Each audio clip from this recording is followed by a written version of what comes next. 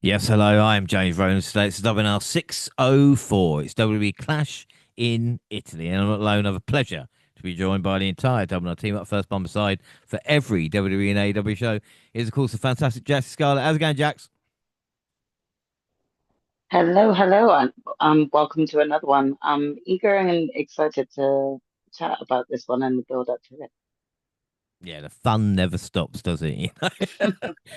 I suppose you could look at it as fun on in one way, I suppose. Yeah. Well, we're going to find out after a couple of hours here, I suppose. But like I said, we're not alone. Up next, I was an NXT expert and New Japan demigod, and of course, AEW Stanhausen. It is Monty. How's it going, man? Going good. Like you said, AEW staying housing, so I'm way less excited this week. We're talking about the other company. Boo. Yeah, we're gonna have to deal with speaking about the Fed, But like I said, this should be a good, a good one because we're not just talking about WWE. We're gonna have a lot of other stuff. But last but by no means least, we can't go on without her. When the moon hits your eye like a big pizza pie, that's amore. When the well seems to shine like you've had too much wine, that's amore. Bells will ring, ting-a-ling-a-ling, ting-a-ling-a-ling, and you'll sing Vita Bella. Hearts will play, tippy-tippy-tay, tippy-tippy-tay, like a gay tarantella. Oh, when the stars make you drool just like a pasta, and offers you lots amore. When you dance down the street with a cloud at your feet, that's amore. That's amore. It is Gina. Oh my God. I think that got better as it went on. I'm not sure. I I think it got better as it went on. Yeah. Definitely. I'm gonna give you Yeah. 10 points for that. Ah, get in there. Hello. My I did Italian. try to Ah, Gina. to myself, shall I say something cool in Italian to start the stream? I didn't put enough research into it, so sadly you're just gonna get high. Ah, ciao, Bella. Yeah, that's basically all I know. But it's great to have you. Are you looking forward to it? We've got a show ahead of us. I am. I think that this is gonna be a good show to review. Yeah. Well, like I said, we've got three Raws and three SmackDowns, and we head to Clash in Italy with a stop in Mexico and a Saturday night's main event. So let's get to it. And Raw, May 11th, and fresh off a victory over Seth Rollins at Backlash, Bron Breakker led Paul Heyman and the rest of the Not Vision to the ring. Street Profits interrupted. Logan went to say something, and Joe Hendry interrupted him. This led to the Street Profits and Joe Hendry versus Bron, Logan, and Theory. And Rollins appeared and attacked Breaker. That distraction allowed Ford to roll Theory up and score the win for the babyfaces. And after the match, Rollins helped Dawkins to his feet, only for Breaker to flatten him with a spear. So when we last left it, it was Backlash. But Jackson, it seems that every segment involving Bron ended with him spearing someone, usually Seth, just to end it. You know what I mean? That's a good way of ending a segment, I suppose. I mean, it definitely got his point across that he couldn't, just deliver a spear out of nowhere. I think that was the point he was trying to get across. But, whether or not he was truly getting into the mind of Seth, I'm not entirely sure, So like this one right from the get-go, it's hard to call because we know that this should have blown over from before. So this is almost like it's catching up with itself, and it's a wonder as to where things are leading between either man at this point. Yeah, without a doubt. We got a back and forth promo for All Ego, denying Penta's request for a match between them, but do it at Saturday night's main event instead. For Luchador could finish his promo, Rusev interrupted him. Javon arrived and a brawl broke out that concluded with a babyface standing tall. This led to Rusev versus Javon. Evans hit the OG, cut him and secured the victory. And it's weird that we got the same segments back to back on a Raw.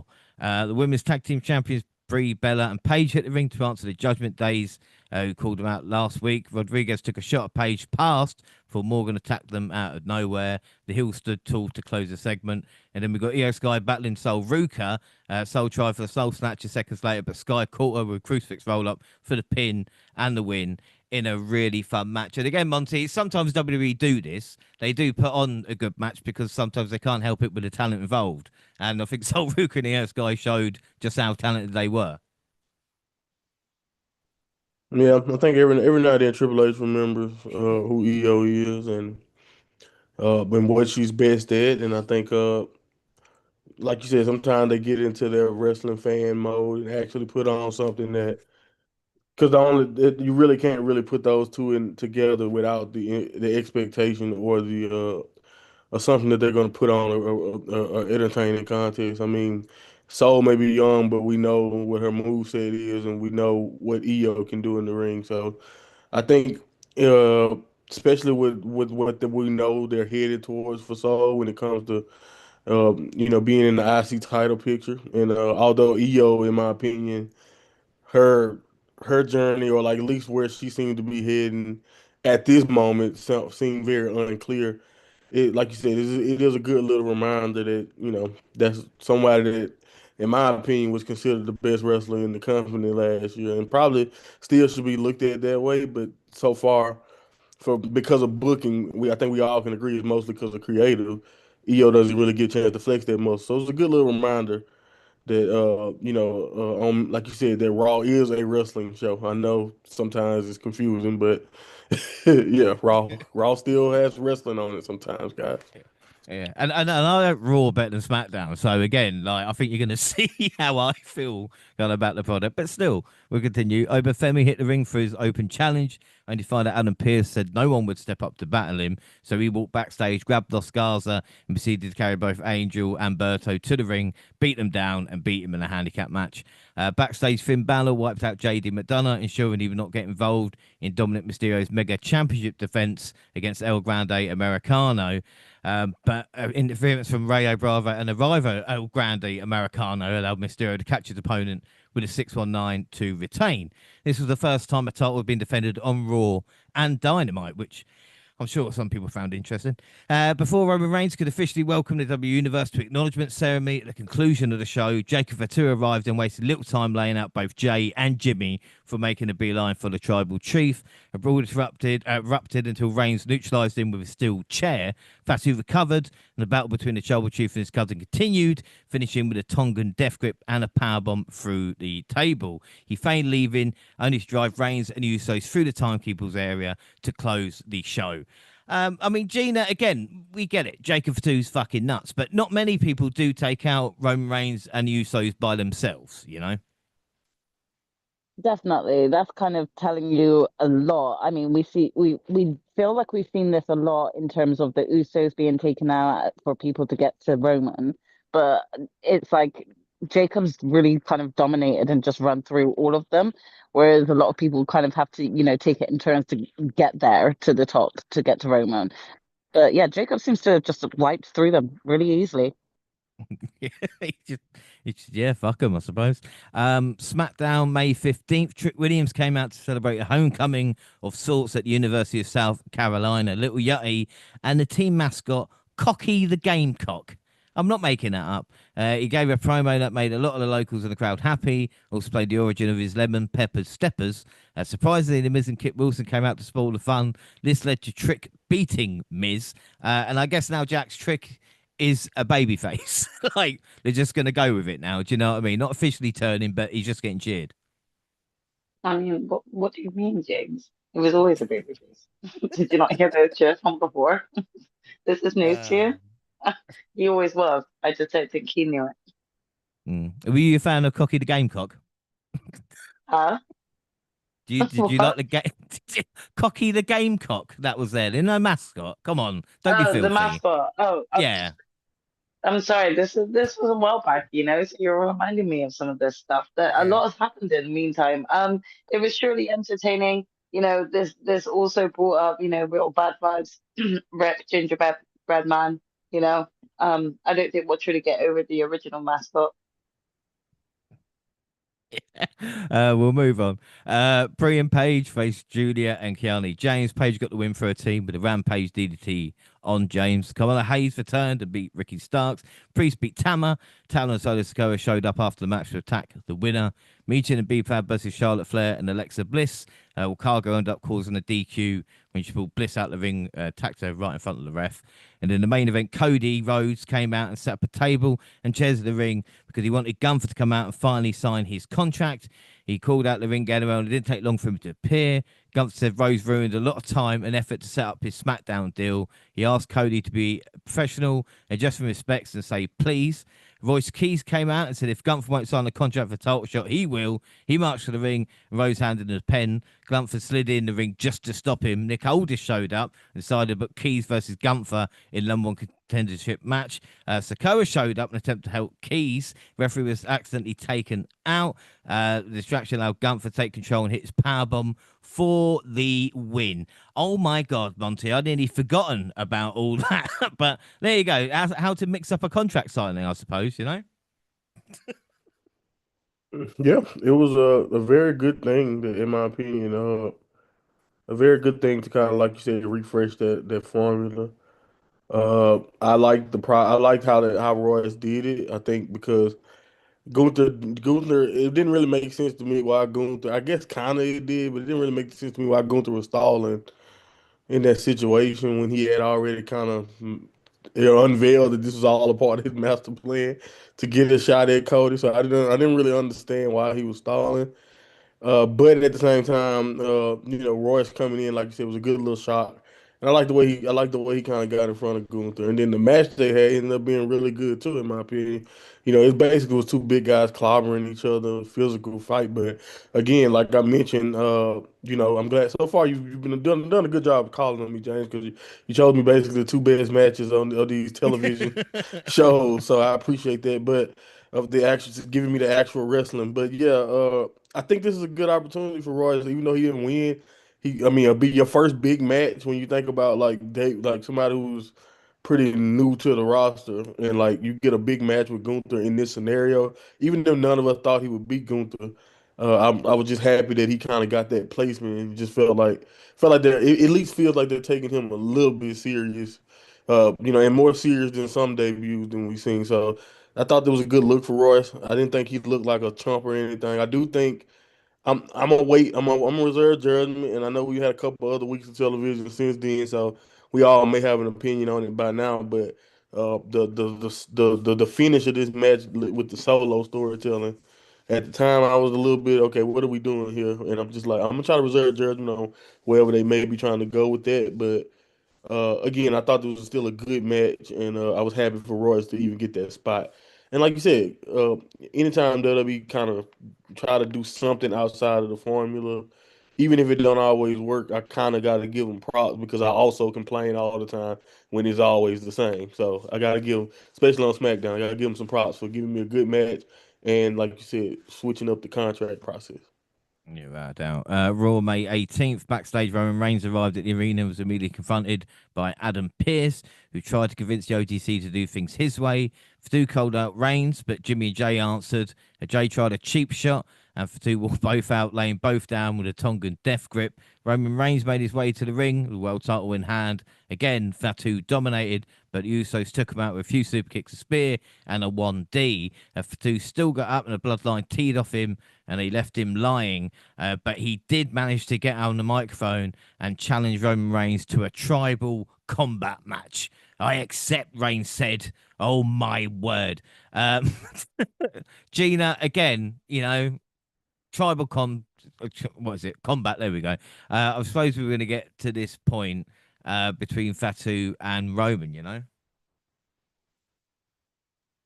Yeah, it feels like it's been brewing to get to this point now. And I think, Jacobs had to go for the main title. He lost that match, but the tensions are still high. So what's higher than a championship match? And, sort of bringing in the Samoan lineage, this tribal combat is that. So it feels like this is where it was intending to go to a tribal combat match to make the stakes even higher. Um, but again, you have to say you're invested, and it doesn't feel like the solo sort of turn either, because it does feel like the story is quite different in what they're telling, and the way Jacob is running through them is quite different. So yeah, it's definitely intriguing. And I think everybody's invested still in this because Jacob Fatu is crazy and everybody seems to love that. Yeah, they really love some crazy person, don't they? Um, we get Irish Street Fight, Finn Balor versus JD McDonough. Dominic Mysterio made his way to the ring, distracting Balor, allowing his Judgment Day teammates to deliver a big suplex through a table. The Hills beat down Balor and the two on assault, only for the inaugural Universal Champion to dodge a 619, wipe out the Hills, and deliver a coup de grace on McDonough, who was trapped inside a trash can for the win. I did love the callback to JD versus A-Kid from NXT UK with Devlin's moonsault there. Backstage, Women's Intercontinental Champion Becky Lynch interrupted the Soul Ruka promo, only to be called out moments later in an in-ring promo. Ruka issued a challenge for the match between the two. Lynch turned it down, but said she would face her at Saturday night's main event, but not for the championship. Americano Bravo Rio defeated OG Americano Bruto and Julio. Backstage, LA Knight interrupted the Usos promo and called them out for doing the same thing under Roman Reigns they had combated division for doing. You do dirt, you get dirt, Knight said in the first of two really good statements. All Ego threatened to win the Intercontinental Championship from Penta. And then the Women's Tag Team Championship match, Paige and Brie Bella versus Judgment Day. Prez tried to use a tag belt on Bella, but she ducked and rolled up prodigy for the win and a successful title. The Hills jumped the champions, but Bailey and Lyra made the save, keeping their own title contention alive. Jaxie, what are your thoughts on the women's tag division? Because it kind of gone nowhere. I'm not having to go at Paige and Brie. I don't mind them, but again, there seem to be a lot of teams there, but it just kind of stagnated a little bit. I'm not gonna lie, every time you bring up one of these matches that have taken place, my first instinct is to go, oh yeah, I forgot they were the tag champs. Because like it's kind of like the tag division's gone nowhere. I mean, since WrestleMania, since the big win from Paige and Bray, even promo wise, it's kind of been quiet. We're seeing all these women's tag matches, but a majority of it isn't really surrounding the actual women's champions. It's actually surrounding other opponents to oppose them from challenging the women's champions. Do you know what I mean? So it's like I keep forgetting that Paige and Brie are the champs, especially at our current status where we are at the moment. It seems like like a lot of like sort of promo time right now has just sort of died down from those two. So I got I got to I got to admit I'm kind of just disappointed as to how lackluster I feel towards the women's tag division at the moment. No fault on any of the women in the tag division. I just don't think right now we're getting any decent content for it to be as consistent on our mind. Yeah, I think without a doubt. It's interesting to see. Hopefully, it would improve, but again, it's just so samey. Like I said, they're not front and center, are they? So I this is feel the like issue. I feel like they're trying to wait for Nikki to get better so that they can drop the Nikki storyline of wanting to come back and take her half of the belt and that sort of thing. But because she's not available, I don't know what it is, but like Bree's not exactly like the best of wrestlers, So I think like the interest lies within Paige being back, but it just still feels lackluster. Yeah, and again, it's that same point with the kind of Liv Morgan Just thing. yeah. Like you But like said. I feel like Paige initially like was meant to come back in a sort of singles capacity. So I feel like, the momentum behind her return has already died down, being part of Mm. this tag division when we already know it originally was meant to be Nikki and Bray that won those belts. So yeah, I have to just add on that and just think like, what are you doing with these legends and kind of what are you doing with the tag division right now? Because the current women who are legitimate tag teams are all just kind of stagnant and doing nothing. Yeah. Well, I said, and again, even if like injury just changed plans, it seems it's not changing plans. They just wait and then just wait someone comes back from injury. Like even with the Yeah, they champions seem at to this just moment in wait it time. out. They seem to just wait it out, but then they wait too long. Do you know what I mean? This like it's Yeah. very reminiscent of even the Bron Breakker stuff.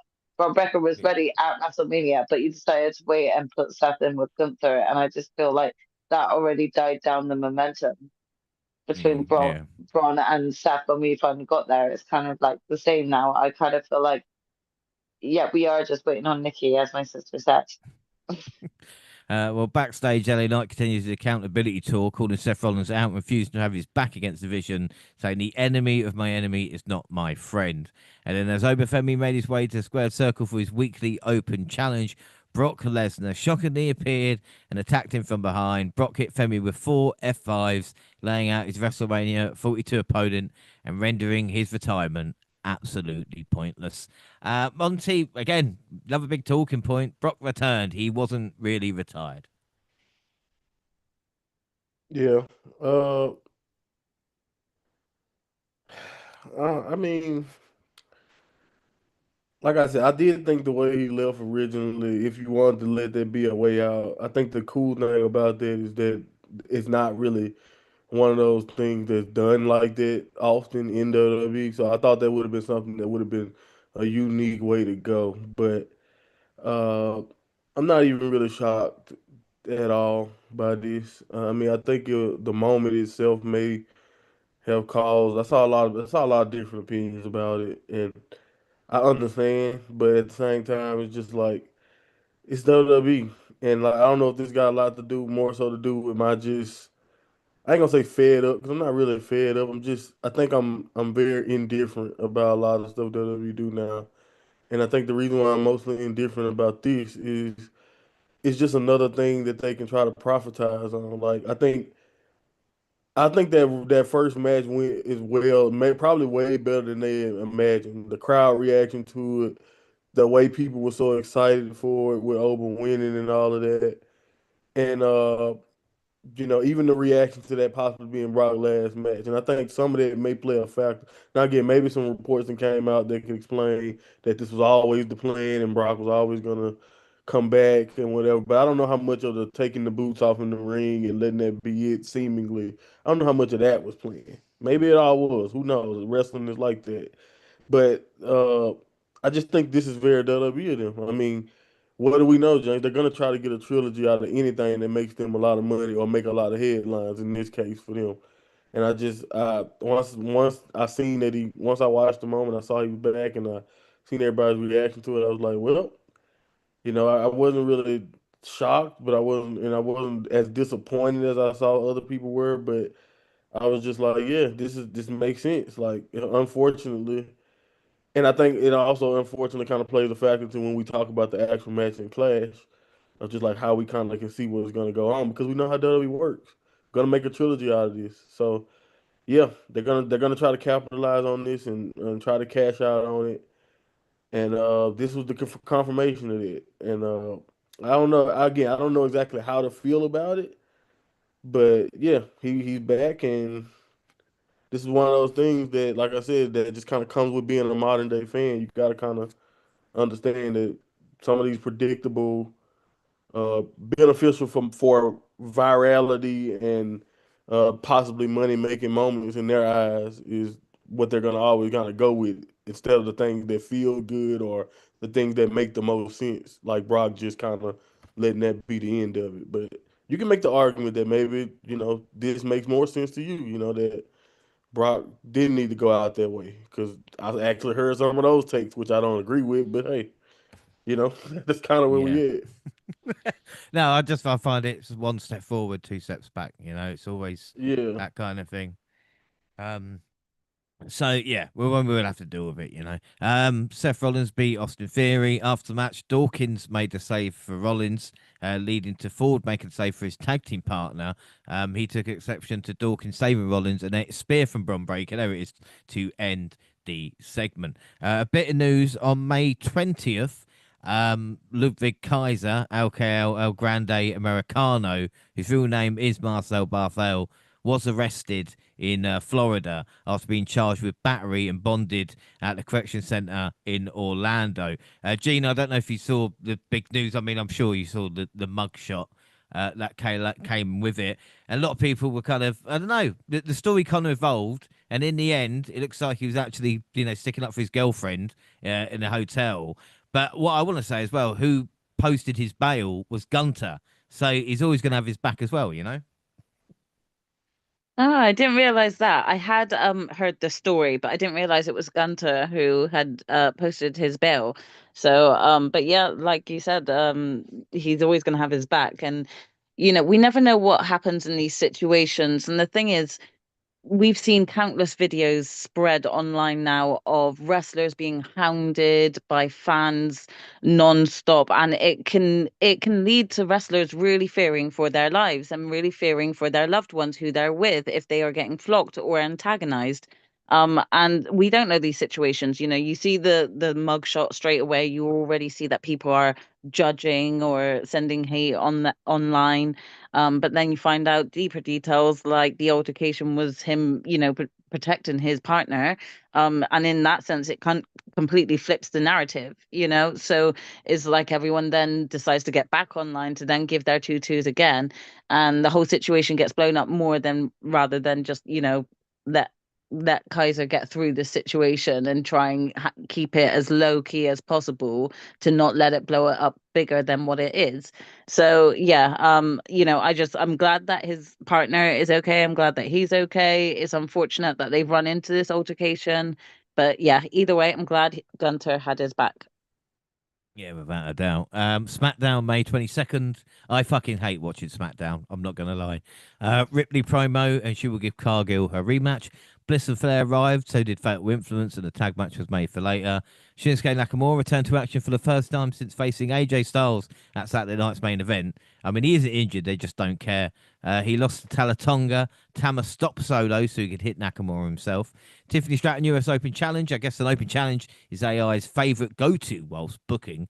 Lash answered even though she's going for the tag titles tomorrow. Chelsea Green shoved Jax in the ring post. Legend got distracted and it led to Stratton rolling her up for the win. Now, Jackson, I'm not being biased, but I mean, this was a fucking mess. I don't know if you can cast your mind back, but honestly, I like Chelsea Green. Don't get me wrong, but Stratton and Lash probably shouldn't be in the ring together. I hardly remember this match, but I do remember sort of like the most I remember it from it is like the fuck ups, Yeah. and it was just like it was just quite sloppy. And I don't want to blame fault on either woman, but I also just kind of don't know whether or not there was like a clash in miscommunication of what was meant to be going down, or just clash of nerves. Like it's sometimes like we have these sort of matches where it just one thing leads to another, and it just gets messier and messier. And this was one of those matches. Yeah, it was. It really was a mess. Trick Williams and Yachty came to the ring for a segment. They bragged about beating the Miz last week. Took about 30 seconds before Carmelo Hayes came out. Williams said he was willing to face him, but he wouldn't put the title on the line. And there's only one to expect for the match. They had a highly entertaining and enjoyable one, and Ricky distracted Mello so Tricky could win. You see, they go again, Monty. See what they do? They give us Mello versus Trick, but they give us in a way that, do you know what I mean? It's like, oh, okay, right, thanks, but, I don't know. Fuck WWE. Yeah, they don't value the match in the way fans do, I believe. I think the fans and not even just us as people who watch him in NXT, but like people who see the potential in Melo, you can just tell by the way they try their best to try to not try to make another Daniel Bryan in Melo, but it really feels like they're gonna kind of force it there. They're gonna force it at some point with the way they book it because it's very similar to the way Bryan was booked in a sense where the fans want to see him. People want to see him showcased a certain way. And I'm not saying he had to win or anything, but to give this Trick Williams match like basically the most anticipated feud for Trick in that division currently, in my opinion, would be something with Melo, and to kind of just get this match away on SmackDown. And I know Melo's busy with doing whatever he got going on with Ricky is what they're trying to build toward. But uh, yeah, man, it's still annoying because I think you they I just love how convenient it is. Like Triple H is one of the main ones who try to proclaim in the past how much he look at social media to help him shift what fans want. And like if you actually pay attention to social media, the fans want Melo to be put in prominent positions and not just a match every now and then, and not like they want an actual storyline for these two guys over their belt. And obviously WWE, like you said, doing whatever they can to kind of do the opposite and kind of show you that no, we don't really view that as being a priority right now.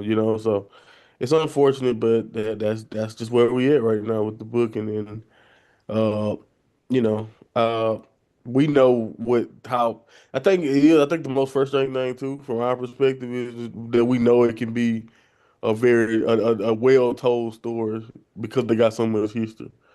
Yeah. And like so, I think that's the most annoying part. Is that yeah, well, we got history, but let's mention it a little bit, gloss over it mostly, and then move on. It's very annoying. Well, the match made earlier was next as Charlotte and Ripley beat Lani Reed and Fallon Henley. Cargill, B-Fab, and Michin showed up and attacked the babyface alongside Toxic Attraction. Cargill hit Rhea with a Jada finisher to the segment. Do you know what? I'm so confused if it's Toxic Attraction or Fatal Influence or if I should even care. Solo beat Priest. I mean, the MFTs are killing me, man. I mean, come on, I just don't care about the MFTs, you know? Chelsea Green tried to make friends with Blake Monroe, but Monroe mocked her. Keys and Priest had a disagreement backstage, and the week's main event saw Cody Rhodes take on a man he used to consider one of his best friends, Sami Zayn, because, I mean, why not? Gunther got involved, but Rose used it to his advantage and ended up hitting Zayn with a crossroads for the win. Zayn looked like he was going to help his friend, but he ended up letting Gunther choke him out. Oh, Gina, there's trouble there, you know. And don't get me wrong, I don't mind the Cody Sammy like segments and stuff, but as a long-term story, I don't know. Like I said, I'm jaded, man. But what were your thoughts on this? I mean, I'm a little bit like you at the beginning of this. Like right now, I just don't enjoy SmackDown, and I just don't. I can't exactly like point out why. And it's not like I dislike the people on SmackDown, but it's like even this match with Cody and Sammy, it's like, why was this match put there though? Why did Sammy just all of a sudden, either way?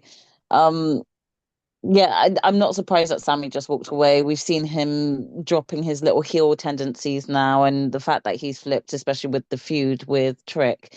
So it's kind of not surprising. I think it would have doubled down on that if he had gone back to save Cody. So yeah, it's understandable that he just walked off all coldly. Mm. Saturday night's main event then, May 23rd, and Michael Cole welcomed us to the show for WNR video to hype the event. First match of the card was a six-women tag with Rhea Ripley, Charlotte Flair, and Alexa Bliss taking on Jade Cargill, B-Fab, and Michin. Cargill opted not to face Ripley at first, so she tagged in B-Fab to start the match, and the women's champion took control and tagged in Bliss for a quick double team. The Hills were able to take control once Flair tagged in by cutting off the ring in half and making quick tags. The crowd popped when Eradicate got the hot tag late in the match. It looked like Flair and Ripley finally found a common ground, had a nice moment with Bliss before it finally come to an end with Cargill hitting Ripley with a jaded for the win.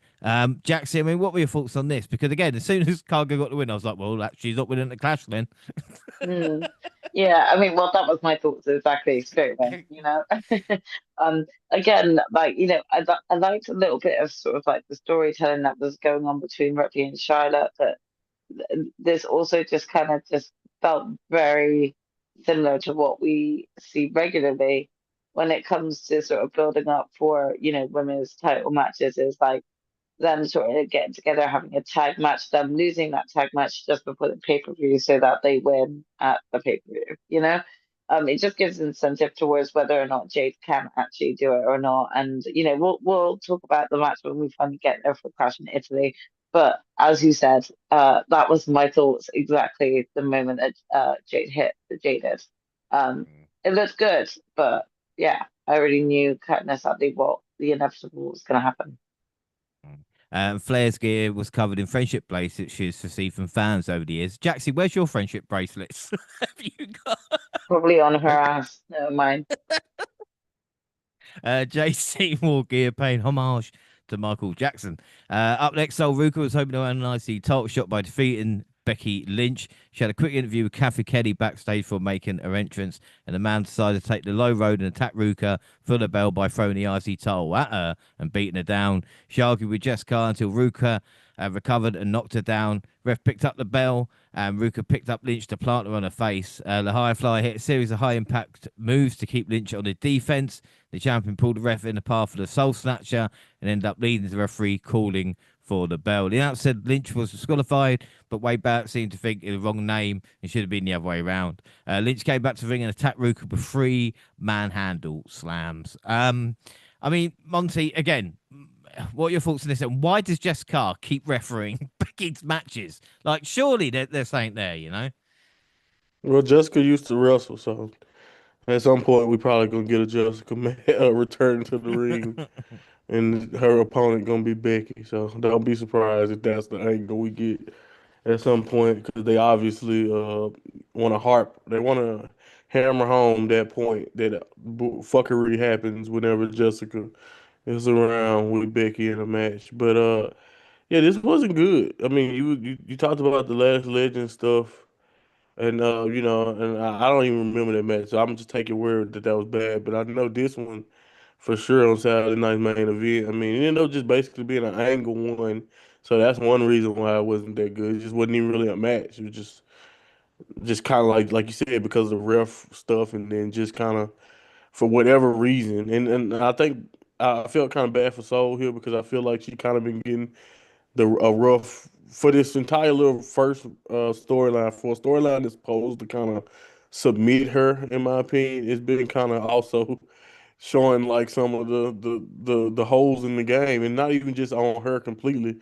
I just think whether it's her and Becky Lynch's chemistry, or just like the way they decide to book certain things in this feud, it just hasn't come together well, in my opinion. And I think, a couple of the botch soul snatchers, which again, like I always say, it's an impractical, tough move. I'm not really gonna act like she got to be perfect all the time with it, but that's kind of at this point, kind of halted momentum in a sense. So yeah, I don't know. I didn't really like this entire segment at all, and just kind of felt weird placed, in my opinion, because I thought as formulaic as the first match was, at least it was logical, and I thought they wrestled a solid match.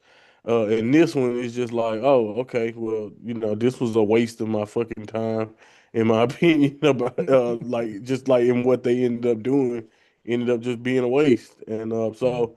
Yeah, I wasn't too keen on this. And like I said, I kind of felt bad for Soul because I think this is kind of important for her. I know people know her for doing cool shit and all of that, but first impressions are a lot, and you never know how many people's first impression this feud has been for them for Soul. And I know how it is. Once a lot of people label you as overrated or not good, it's kind of hard to get that off of you. So. Uh, at this point, I was kind of down on this feud, after this, and I was just like, man, it's been rough to watch. So I don't know, it just wasn't the best showing especially for Saturday Night Main Event. I know it may not be a PLE, but I know they want you to at least feel like it's like a special event, and this wasn't good. Yeah, right. Like I said, Soul messed up the Soul Snatcher on Jess. And the picture went weird during Jackson Legend interview and only came back when All Ego was in the ring for his match against Penta for the Intercontinental Championship. Penta started with a go behind and a waist lock and a kickstart series of counters and reversals.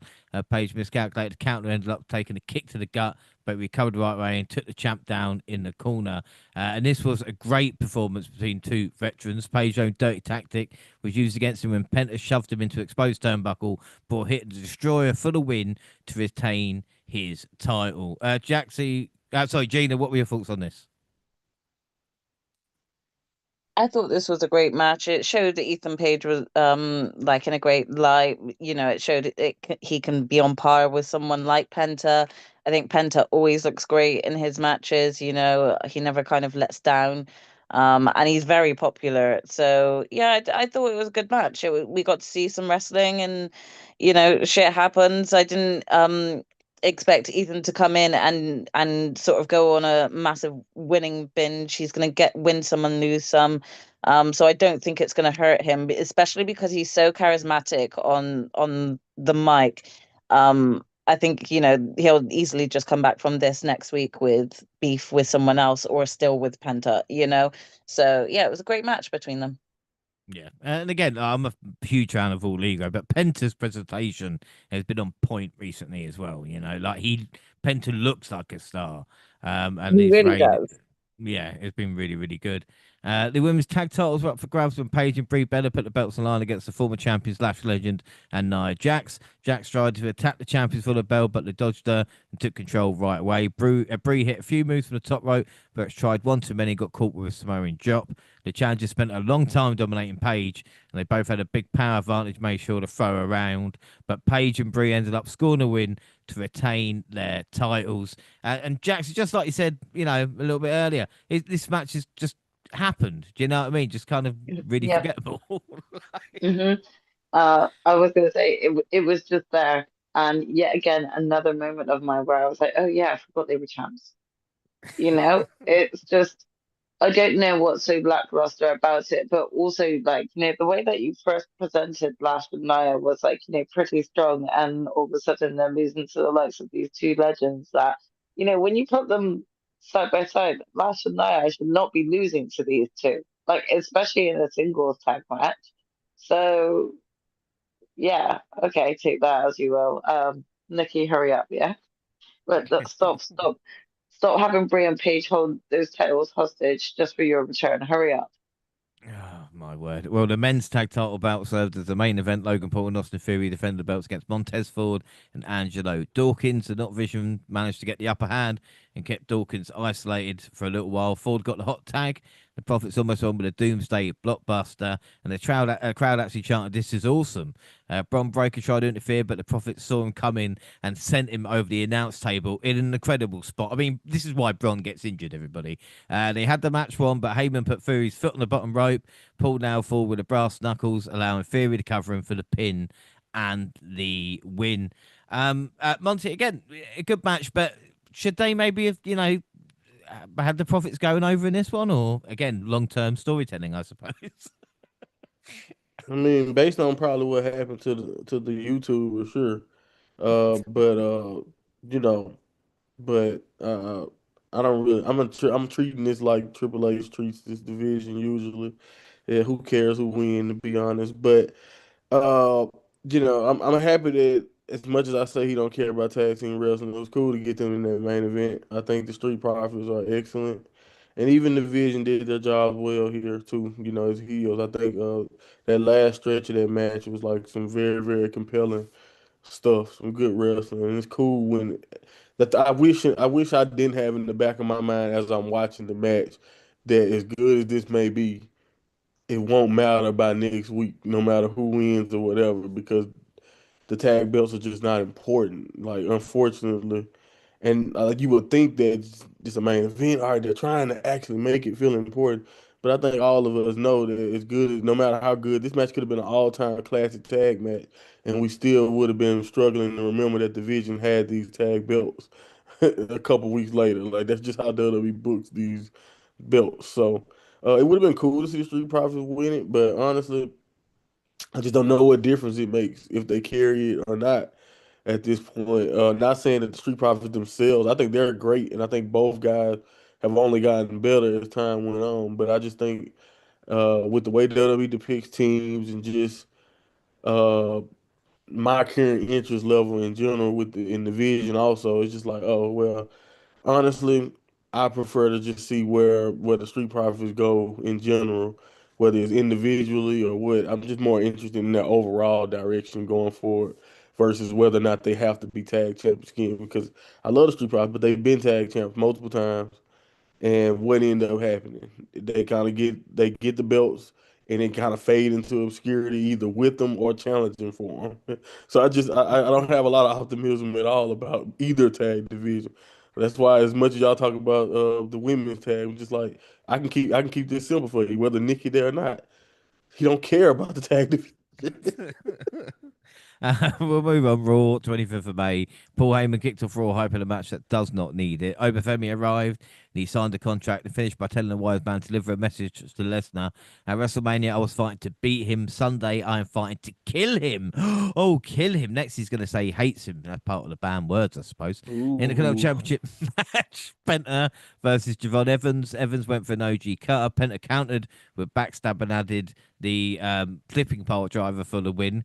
Again, Gina, Javon Evans is one of those I thought was really going to break out, but they're kind of leaning on like a slight heel turn now, and I don't know if he needs it because he's just so goddamn popular.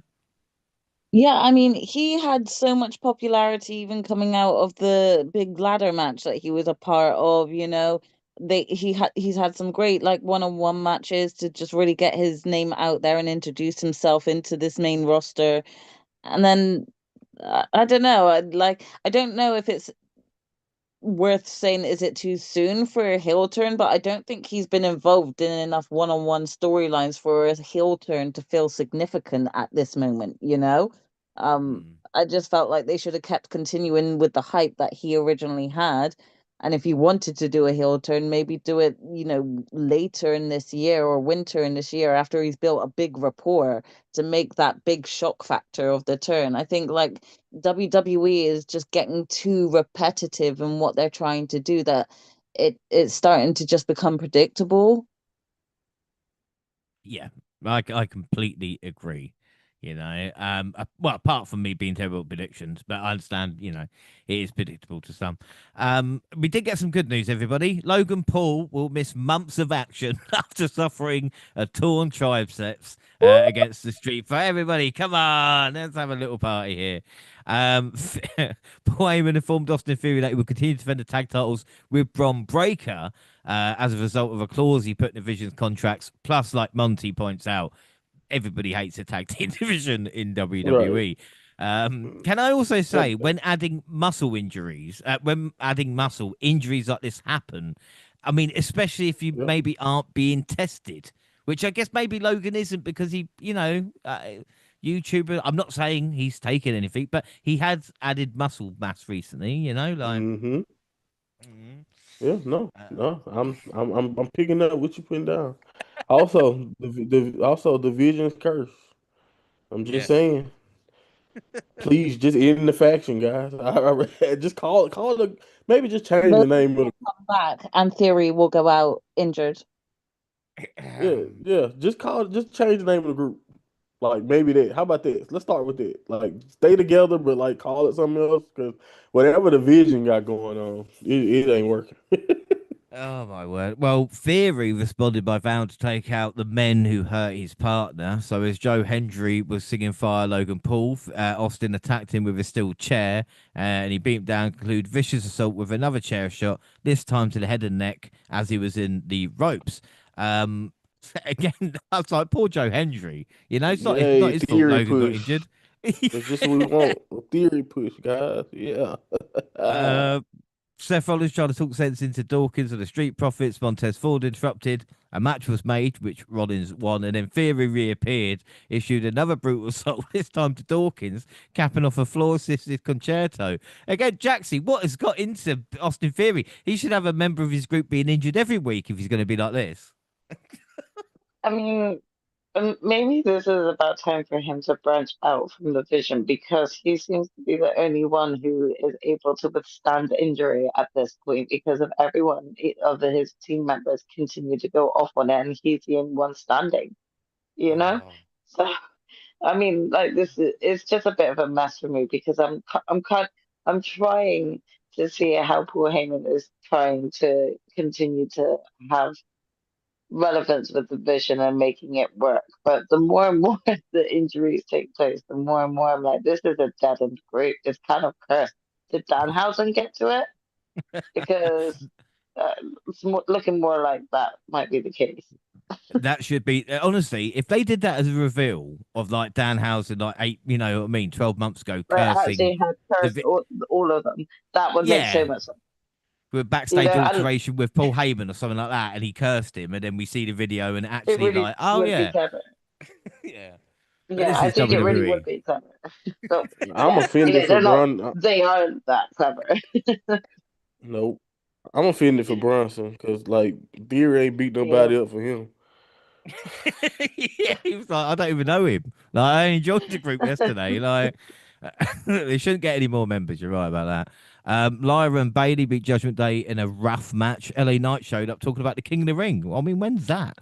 Jimmy Uso interrupted a promo, says he had a lot of respect for Knight and claimed that if the Megastar wins King of the Ring, he will get a fair shot at Reigns. All right. Rey Mysterio beat Rusev to earn a shot at Penta. And then the contract signing, Fatu wasted no time putting pen to paper for the Tribal Combat main event. Reigns made his way to the ring, signed on the dotted line, and ordered Pearce and Scooty from the squared circle. He reminded the world of the consequences if Reign loses. He will acknowledge Fatu. If not, the Samoan werewolf has to serve the head of the table.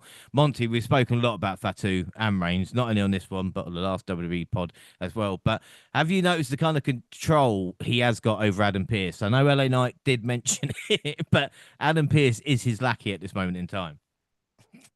Yeah, and I keep trying to see. I was having a conversation with people, family members who love the bloodline, by the way, and asking them like genuinely, what's different? Like I know the people like Rome. I know we're supposed to like Roman now, but like if you remember when he was on SmackDown, I don't even forgot who the damn general manager was supposed to be before Nick Aldis stepped up. But he ran that when he was champion there. It's like the character for Roman hasn't changed. The people's reaction to him has. I think he may cheat a little bit less overtly, but like you guys saw when they jumped Jacob, that wasn't that felt more like the old bloodline. So it's just like what's really different about this? And that's like my only concern when as I'm watching it. Like other than the fact that we're using Jacob now to be the guy instead of like doing this to the Usos immediately or something like this. So again, Roman is Roman. I think that's what people may like about it is the fact that he hasn't changed much, and like the scenarios have kind of changed. But yeah, I don't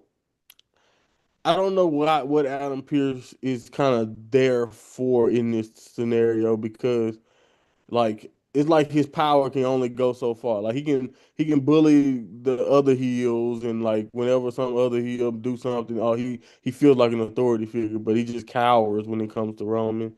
And again, I guess we all just kind of be like, well, it's Roman, so the rules don't apply, right?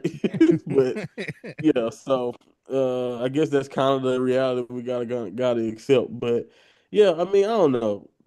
We can talk about it maybe more when we get to the match. But like as far as this whole bill go and getting to the tribal combat thing, a scenario, the further and further into the feud we've kind of gotten, and I look at like where the Usos did. Like we got Jay Uso, who's like literally holding the belt Roman got last year, and like Jacob has kind of threw him aside twice easily, like he was nothing.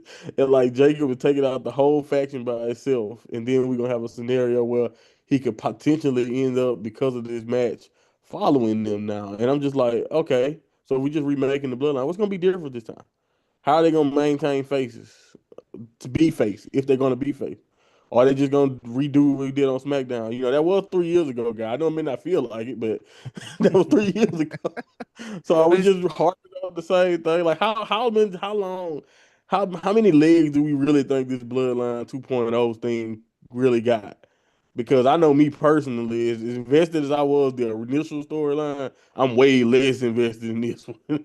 And I love Jacob, and I would love Jacob to get a lot more prominence, but and I like how they're depicting him. It's just the end game here is what I'm wondering, but we can get to that later.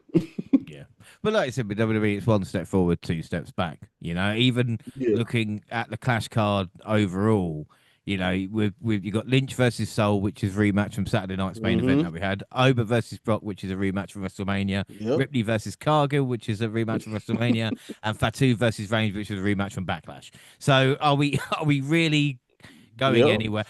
I'm loving it, guys. People listening though, do you know what I mean? I'm so invested. All right, we're Oh gonna yeah. we're gonna do it. Good shit. This is good shit. SmackDown, May 29th. Cargill made her way to the ring with Meechin and B-Fab. Cargill said nobody in the locker room likes her. Flair and Bliss came out to agree. This led to Aldous booking Cargill versus Bliss, which Jade won. The number one contender hit more Jaded on a chair after the match was over. Axiom looked like a star in his annual home country match, and he actually beat The Miz thanks to some dodgy lighting. R-Truth is still injured, but again, who cares about the tag team division? Royce Key teams with Priest to face Tama and Tala, with Solo attacking Priest behind the referee's back, which paved the way for Tala for the chokeslam to win. And please, MFTs, just stop it. Sami Zayn's story of being the only good guy led to an argument with Cody in a match against Matt Cardona. Zayn nailed a haluva kick for the win. Sami's ride or die fans are still around. The King and Queen of the Ring was officially announced.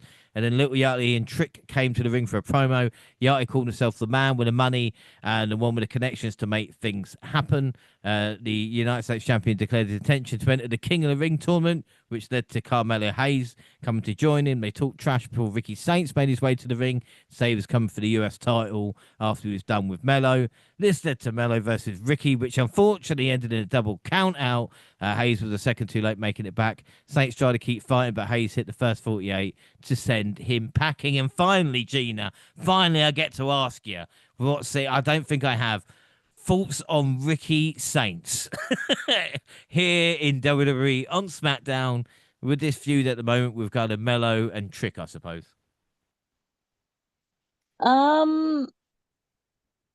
I mean, in the nicest way possible, and we all know that I was kind of obsessed with him for Oh, a you were little the while. biggest stuff. He We need a said little while. was. Oh my goodness. Oh my word! Like, yeah, what's happened? Come on. I do kind of forget about him when he's not on screen, you know? Again, I know that he's been on NXT more, but I wasn't even watching him in that. So, for me, it is just seeing him since coming up on this main roster, and right now he's just inserting himself wherever he can. That's how I see it. I don't think that it's bad per se because he's getting the screen time, but he is taking the L's at the moment. But I suppose, they can only keep giving all the new call ups all the wins. So some of them got to take the L's. Right now, Ricky Saints is that. But I do think that he still has that great persona and charm and character to keep coming back. Like I said about Ethan Page earlier as well. I think he's a very charismatic and can keep coming back on the screens and sprouting shit and getting himself into a match, even if he's taken the L. Oh, I'm surprised. I mean, I've got to mention Drew McIntyre because I'm probably not going to mention him elsewhere. I just want to show that I still love him, even though he's not on TV. Like my love doesn't fade. But Yeah, that's my interesting. love can swap. Yeah, fair enough. Fair enough. Chelsea Green versus Nia Jax was next. Green tried to recruit Tiffany Stratton to be in a corner, but the US champ didn't seem interested. Tiffy did have a run in with Nia Jax on Lash Legend that seemed to change her mind, and her music proved a distraction. Jax with her title behind the ref's back, allowing Green to get the pin and the win. Thanks for the help. And then the final segment of the night was a face-to-face meet between Rhodes and Gunter ahead of their match. They had a good verbal exchange to sell the showdown. I mean, Rose was strong in this segment, but I mean, Jax, is it fair to say this was a dog shit show with a hot crowd? Like, Yeah. the crowd are No, just. hands down. The crowd did their best to hype this up, but even from sort of like just being an online viewer, I was like, "What are you hyping up right now, bros? Seriously, Mm, what?" yeah. Like, I mean, even sort of this face to face with Cody, like, again, I can't put it past Cody. He gives a good promo. He can draw people in with his words. He's great at that. Um, I don't know. It just feels lackluster for me, putting Gunther in this position.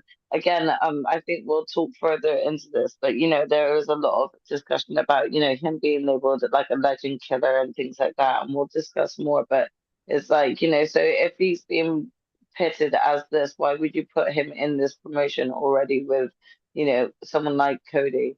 That was like my main question was why is it he like the next opponent for Cody? I feel like there could have been others.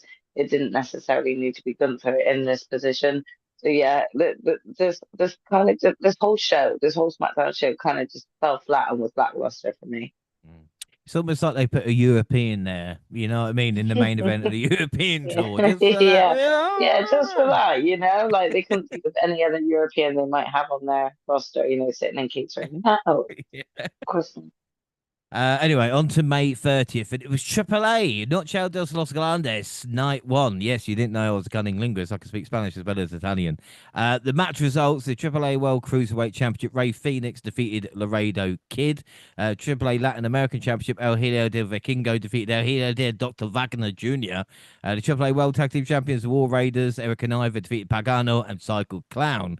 And at the end, we saw Psycho and Pagano have problems, and then we got to the main event. Before I talk about the main event, Monty, I thought the undercard was excellent as well. I know a lot of people talk about the main event, but I don't know if you saw the matches, but they just started strong and just didn't stop.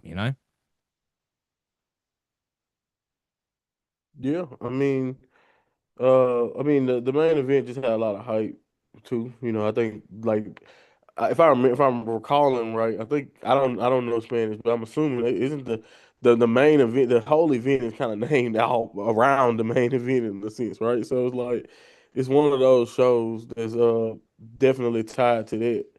That's just how good that build was. But yeah, I think like you're 100% right. They built a good show overall, even for people like me who kind of I clock in and out when it comes to them because I just don't have the time to watch all of it. You still was like, I still was impressed with the card they put together. You know, like I said, this is definitely an important show for them.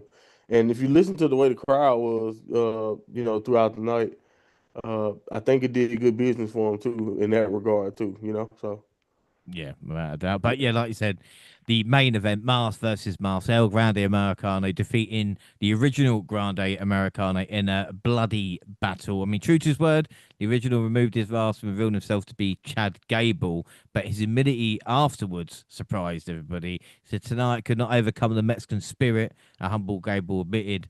And from the moment he arrived, Gable wasn't just fighting El Grande Americano, he was fighting the entire arena. Even the help with Los Credos, which was a mask, Julius and Brutus, he was outnumbered. We saw Rayo and Bravo even the odds, leading to a 15-foot balcony dive from Bravo that wiped out Los Credos. Pimpinella Scatala, who Gable had violently assaulted months earlier, yep. seemingly knocked Gable unconscious with a guitar shot. Andrea Bazata, AAA announcer and Grande's girlfriend, had been forced to give up his job as a condition the match arrived and led to a Cici Pleda or Yes You Can chant. And then they were the fans, which it just led to an incredible hour of professional wrestling. I want to get everybody's thoughts on this, but I mean, Gina, again, it seems weird that the two El Grande, you know what I mean? The gimmick itself, I laughed and shit all over it, but it delivered an absolute classic between these two men.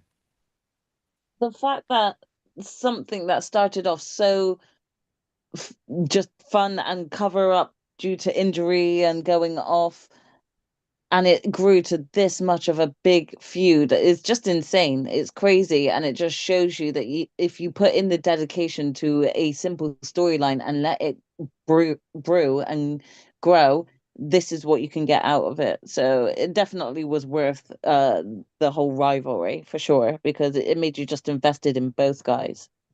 Yeah, I mean, and Jax, were you surprised it was Chad Gable? You know, I don't know what you like. Yeah, no, surprisingly not. I wasn't surprised, you know. This is a shock for me. This was not a shock for me. Um, but it was an incredible match. I think that is one that everyone should go and watch. I feel like the stakes were really heightened, and it's everything that they did on Triple A, and not just a contribution from what they created from WWE, but it was the continuation within Triple A that built it to what it was. So this was just an incredible match, and probably the best that either man have looked in the ring against one another. Yeah, and again, Monty, it was for me. You know, the match, it's but the whole presentation, like I said, the call, everything that you love about professional wrestling was kind of fitted in this match somehow. You know. Yeah, and I've seen different generations of wrestling fans have an appreciation for like even people like for example Jim Cornette who don't really like a lot of modern wrestling. Or he loves to shit on a lot of modern wrestling, like even AEW or whatever. And you know, he was even like very positive uh on this match from an old school perspective. And not just AEW, shits on WWE too, but you know, Cornette shits on a lot. But my point is is that, you know, I saw different generations of wrestling fans have different varying appreciations of it. And you know, I think like you mentioned, to kind of go from where we were with both of these gimmicks and how it just kind of became a mess, and how even with the Creed Bros or like Tyler Bate and Pete Dunne, and just how much frustration or annoyance we kind of had to kind of see them have to be relegated to this gimmick. And I think we from you know, I think what Chad, we know Chad and you know, and Kaiser are really really good wrestlers, but like I think to show like to what level of good wrestlers they are is that you can suspend all that disbelief and how ridiculous it is uh, that they're here in this moment in this gimmick, but that the way that crowd react to Grande Americano. I mean, Kaiser has like ingratiated himself with those people in a major way with this gimmick to the point to where now something that like you mentioned was like a joke. I feel like they would be out of their mind for Dominic to survive a title match with this guy. Like at this point, like I think if Dominic was to like beat him in a title match for the AAA belt, they were right. That's how much they seem to love this, love that in his rendition of El Grande Americano. And like even Chad, we know how great he is, but for them to not only go in this match and do that and like tell the story, I thought the drama of it felt very old school to me. And like you said, the involvement with Kaiser's real life partner and all of that, and just the just like all of it, it was a match versus match, but this felt like one of those things I read about in the past because I never really watched the match versus match of the past, and like, but they always kind of get a reputation. They got a reputation for being this type of spectacle, kind of blurring the lines of like pro wrestling and like legit physicality with the drama of a telenovela in a sense. So just like, and that's what this kind of felt like. And I think it's just very cool. And like, I really don't understand how Triple H PR and went from as good as it used to be to how bad it seems to be now to the point to where I'm like, is Shawn and Undertaker better bookers than him by this much? Like, this don't make sense. Like for Undertaker to turn something that Triple H had us like scoffing at, and Undertaker got a whole country down in Mexico, and anybody else who's seen it, who caught it live, I mean caught it, through the internet, it got them all compelled by these gimmicks that like I said, we just rolled our eyes at for the longest too. And of course it's a credit to Gable and a credit to Kaiser because again they're great wrestlers, and at the end of the day, this proves that even some of the shittiest gimmicks, if you're a good enough wrestler and you can buy into it and make it your own, you can do that. But like even like you said, I love the direction currently where they seem like be going post this with Gable and him kind of being humbled and understanding what it means to carry the mantle of that mask and what this could mean for his character in the future. I'm optimistic about, but I think Kaiser and Gable deserve the world, and like Pete Dunne apparently was an agent for that match. I think he deserves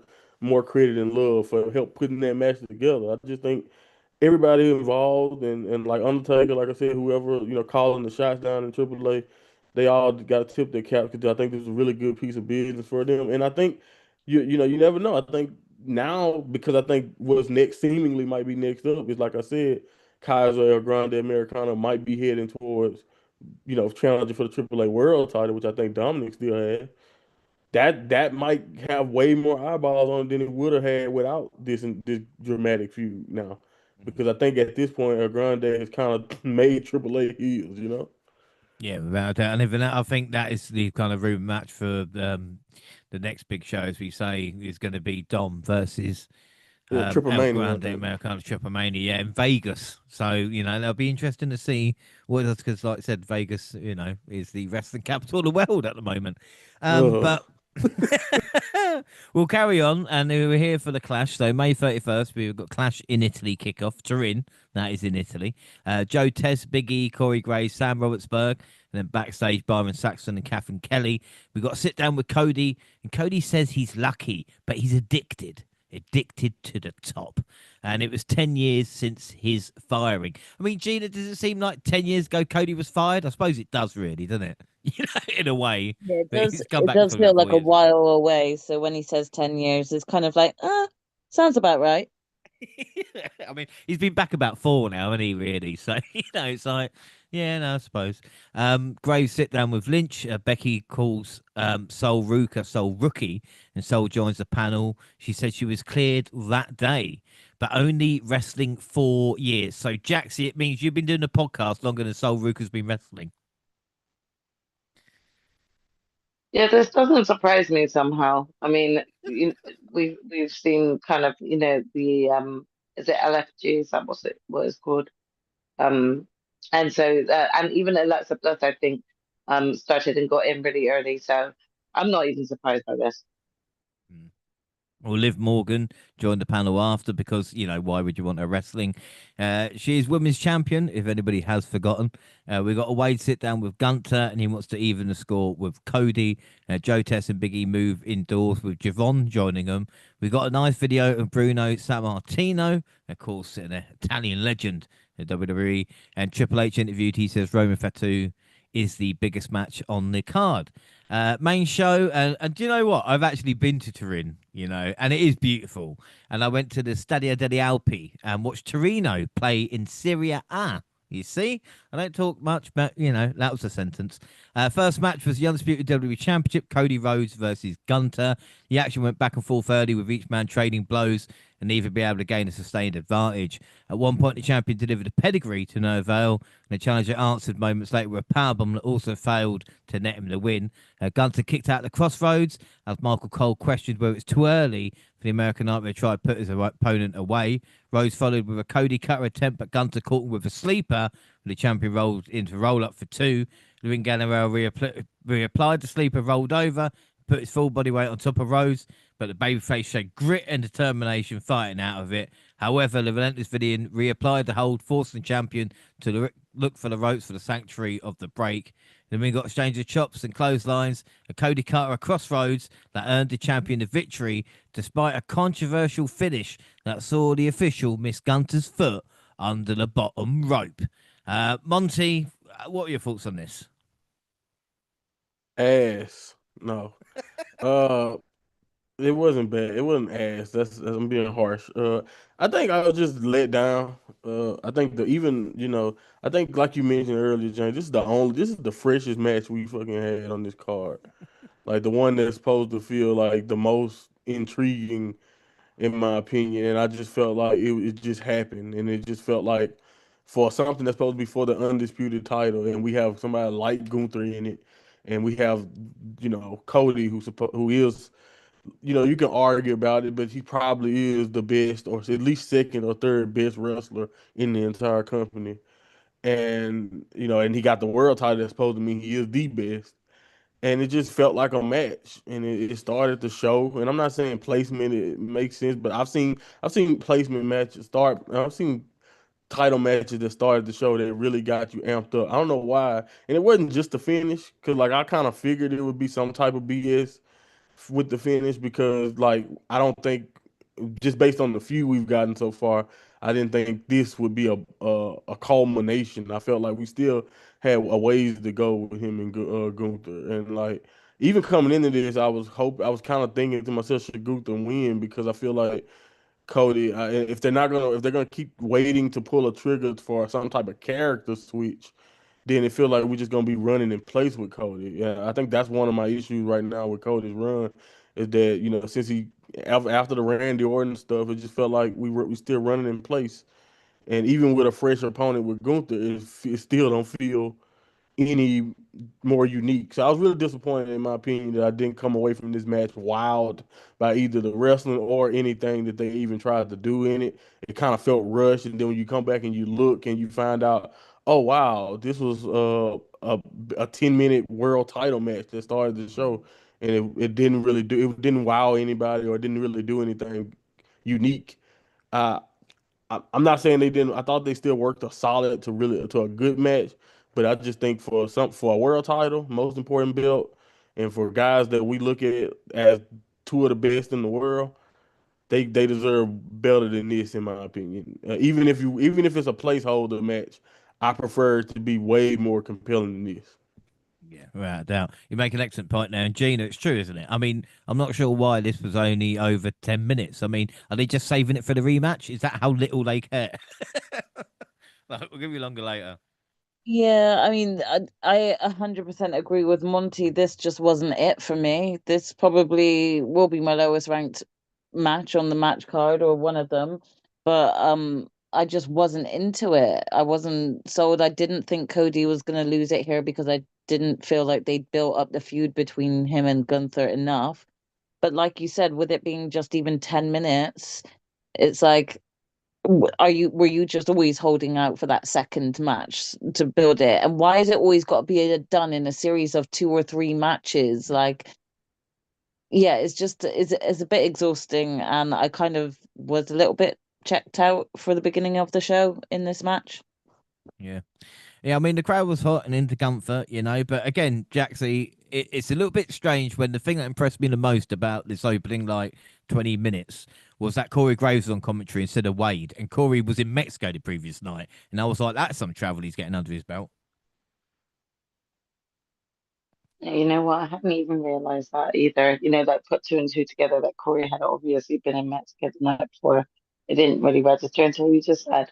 Mm. But yeah, I don't really have much to add if I'm honest. I feel like this is like the type of match that you would just get on a SmackDown to fill time, but also to present like your champion being a fighting champion on a SmackDown. Like there was nothing special to this match. And again, it goes back to what I originally was saying that, this is who you want to be built up to be your legend killer. Or, there's a lot of like rumors about Brock being forced to come back so that he would actually have his retirement match against Gunther. But then, like, look how easily you're just kind of like flattening Gunther here. So it just, this made no sense to me as to why this match was even taking place. I would have just like for anyone else to fill that space. Give someone else a chance, but just kind of like not specifically like do this. Like you could even have, Rusev like just come and, challenge Cody and chat shit and just, have a quick feud with him instead over Gunther. But I just don't really feel like this did anything for Gunther.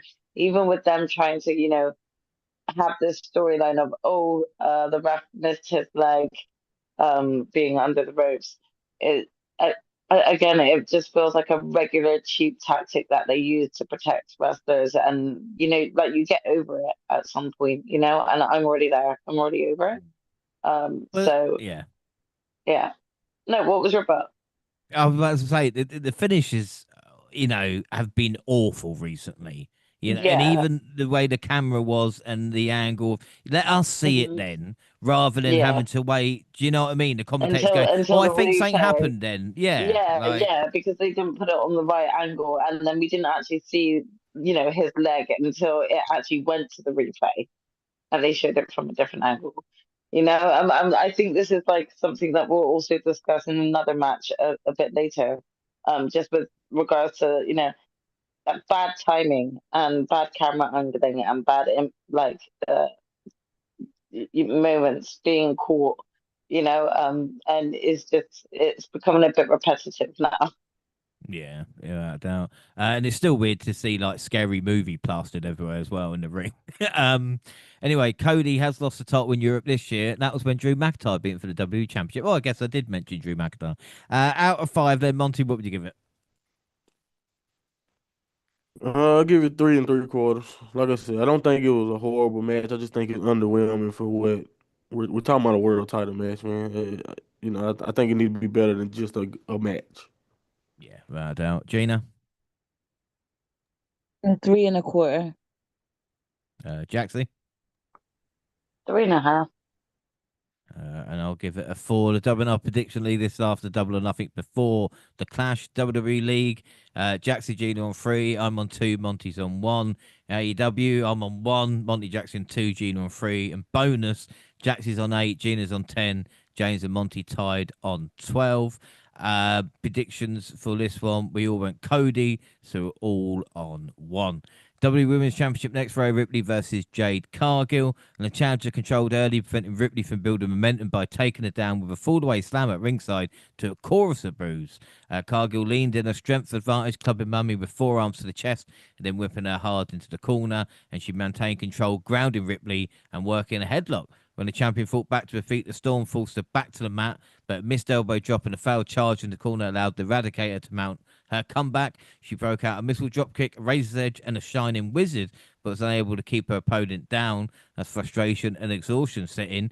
Cargill countered Riptide into a DDT, but the champion kicked out at two. A sit-down powerbomb followed by another near fall. Ripley recovered and followed up with a side superplex for a two-count of her own, with her face painted with disbelief. B-Fab and Charlotte Flair took turns breaking up pinfall attempts by putting the Allies' foot on the bottom rope, ensuring the match would continue. And the Crown's distraction allowed Ripley to catch Cargill with the second Riptide of the match for the win. Gina, I get your thoughts on this. I said it was a WrestleMania rematch, but what your thoughts? Because man, I'm so impressed with Cargill. Yeah, okay. The first thing I want to say about this match is me and Jaxie were screaming at the screen when B Fab pretty much missed pulling her leg onto the rope. We were like, "You had one job, B Fab," and then God, Charlotte did the honestly, it same stressed me thing. out. Yeah, And did it Charlotte so did the same smoothly, thing after, and executed we're like, it so smoothly. "Yeah, that's how you do it, B Fab." Like, watch Jesus. and learn. Honestly, it was Yeah. just like pitiful. It was hard to watch, but either way, aside from that, this this probably is one of Jade's best matches to date. She has improved so much, and I think this match really showcases that. It was so good. I think they were both evenly matched against each other, so they were both able to sort of go all out. And some of the counters they did was just really great. So for me, this was a great match. This is one of the ones that is worth watching on the match card. Um, like I said, Jade was great. The only thing I will say as well, I don't really know how I feel about how every match seems to have tomfoolery in it now, even if they are a part of a faction. I think I would have preferred this match if no one else just got involved and it just kept being Jade and Rhea squaring off until one of them got too exhausted that they couldn't kick out. You know, don't get me wrong, I do like the fact that Jade has this faction with BFAB and Meechin now, but I just didn't think it was really needed in this match. But either way, Jade still looks really, really good. I wouldn't have been mad if she actually won the belt back, but I did think that Rhea was going to retain it. So yeah. Yeah. Yeah, excellent points there. And Jackson, this is the thing with Cargill now. She's getting better, so she just needs consistency rather than sitting in catering. She can't take time off now. Do you know what I mean? Even if she's not Yeah. a champion. No, I think like she still has quite a strong momentum and flow right now. So I would just continue to keep pushing her in the picture. Like, doesn't even need to be consistently in the title picture, but just keep pushing her and what she can do. Again, I feel like her wrestling is getting much better, like you both have agreed. She pulled out some new moves throughout this match that I actually think really worked for her skill set. And I can just see how she is trying to improve herself within the ring week in, week out. So, regardless as to what the haters say, I do think that this was a good match. Whether or not we really did need all of the mess with BFAB and Meechin and Charlotte coming out, again, like my sister said, not necessary. We really didn't need it, but it seems to be a common theme with WWE to have these sorts of things go on to make the matches more enticing. It's just it happens every single match at the moment. So you're Mm, just kind of waiting and expecting it to happen. So if we can kind of stick to like going back to original one-on-one matches and actually having it about the wrestling and not about, oh, okay, there's an excuse as to why this person lost. That actually might solidify a lot more of their wrestlers and what they can do in the ring. I think sometimes it can take away, you know, yeah. from that. But yeah, it was overall, it was not bad the match. Yeah. But again, if we hadn't had the finish of the first match and this had happened, we'd probably been like, oh, okay. Do you know what I mean? But like you said, because it Exactly, is exactly. every fucking match. It's a common theme like that's Yeah. happening. And so, I think at one point it was either myself or my sister that actually said before it happened, I'm just waiting for, Meechin or BFAB to come out right now because like that is going to happen. And then we'll see.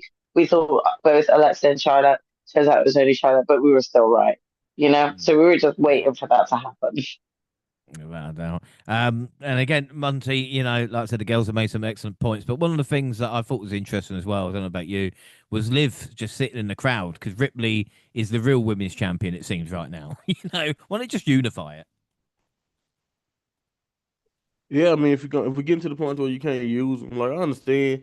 And you know what the most frustrating thing about Liv being on the sideline about that, and like the rumor that we waiting on Stephanie, is like you mentioned, James. Like, what is the theme of this damn card?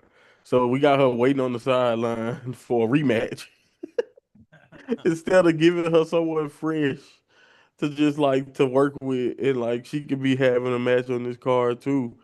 And like you said, so I thought the whole point, and maybe I'm wrong, and I've been wrong before, James, but I thought the whole point of having two sets of tag belts, two sets of women's titles, Hmm. two sets of women's mid card titles was because we were so deep in our divisions that we have multiple people that can challenge for things at any time. But if you look at all the sideline champions and champions who barely can get booked for a fucking match, I'm starting to think that maybe we have way too many belts, James. So yeah, it would be nice if they did, merge it, and it is annoying to just have Liv sitting there. And I know maybe one. I guess it's safe to assume that one day we'll revisit the Liv and Rhea because I guess they still have unfinished business. I thought that was over with. Give me one other reason why we got to put Liv down, other than the fact that let's just give her some TV time because she ain't got nothing else going on. But yeah, so very, very, very, very weird placement. But I agree with everything basically that was said about this. I think Jade and Ripley just got really good chemistry together. I think we've seen Jade work the best, even in the Mania match. We've seen her work the best with Rhea. So that leads me to be optimistic that I'm not sure that we're gonna get a trilogy out of this, or they probably put a little time in between it if they do. But I think Rhea has definitely been Jade's best fit for opponents, and I think it's because of versatility. There's not too many women who can be believed goes with Jade, and most of the women are going to only be able to wrestle a certain type of way with Jade. But like people like Rhea can actually match their strength, be a little bit more believable. They can be a little bit more physical with each other. So again, I think that's kind of why it works out the way it works. And yeah, I do think so far, even if you go back to the first match, the involvement of other people have kind of taken away. And I think it makes sense from a storytelling standpoint, but I just think if you look at the actual quality of the wrestling match, the reason why no one wants Charlotte or anyone else to get involved in this is because the actual wrestling between these two have been so smooth and so good. They just kind of wish they can just go out there and prove who the best without any interruption. But other than that, I don't really think you can say too much bad about this. I think if you are, you probably just being hypercritical.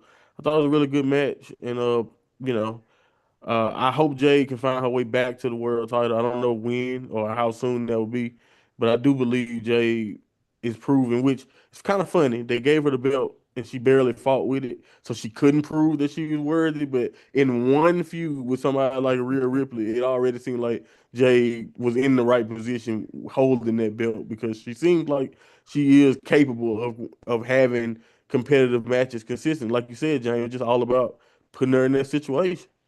Yeah, without a doubt. Out of five, then Gina, what would you give it? I'll give it a 4.25. You want to call it Jax? I'll give this a 4. Monty? Yeah, four. Yeah, I'm going to give it a 4.5. Predictions all Rhea, so we're all on two. Up next was Obafemi versus Brock Lesnar, and they've all entered to a camera shaking ovation in what felt like the final moments for a Titanic main event level matchup. Lesnar attacked before the opening bell, bull rushing the former NXT champion and delivering an F5. He added a second, and then a third. Oh, and then a fourth. He covered, but Femi kicked out, much to the disbelief of the beast incarnate. Lesnar applied the Kimura, but Femi fought out and slammed him into the mat, forcing him to break the hold. Larula tried for a chokeslam, but Hill escaped and delivered a fifth F5, only for Oba to kick out again. The Beast kicked out of a chokeslam before the action spilled to the floor. Lesnar delivered an F5 through the announce table. Femi stood up, showing no ill effects of the bump, and re-entered the ring where he manhandled Brock. But one last F5, 7 in total, failed Femi and earned Lesnar the win. Jaxie, what were your thoughts? Okay, well, what I will say is that uh this match did, I was worried that this match was going to make Overlook weak, and I don't necessarily think that after it took Brock 7 F5s, including one of them going through the announce table, and not only that, but also wearing down Oba's arm to really just even get a pin on him.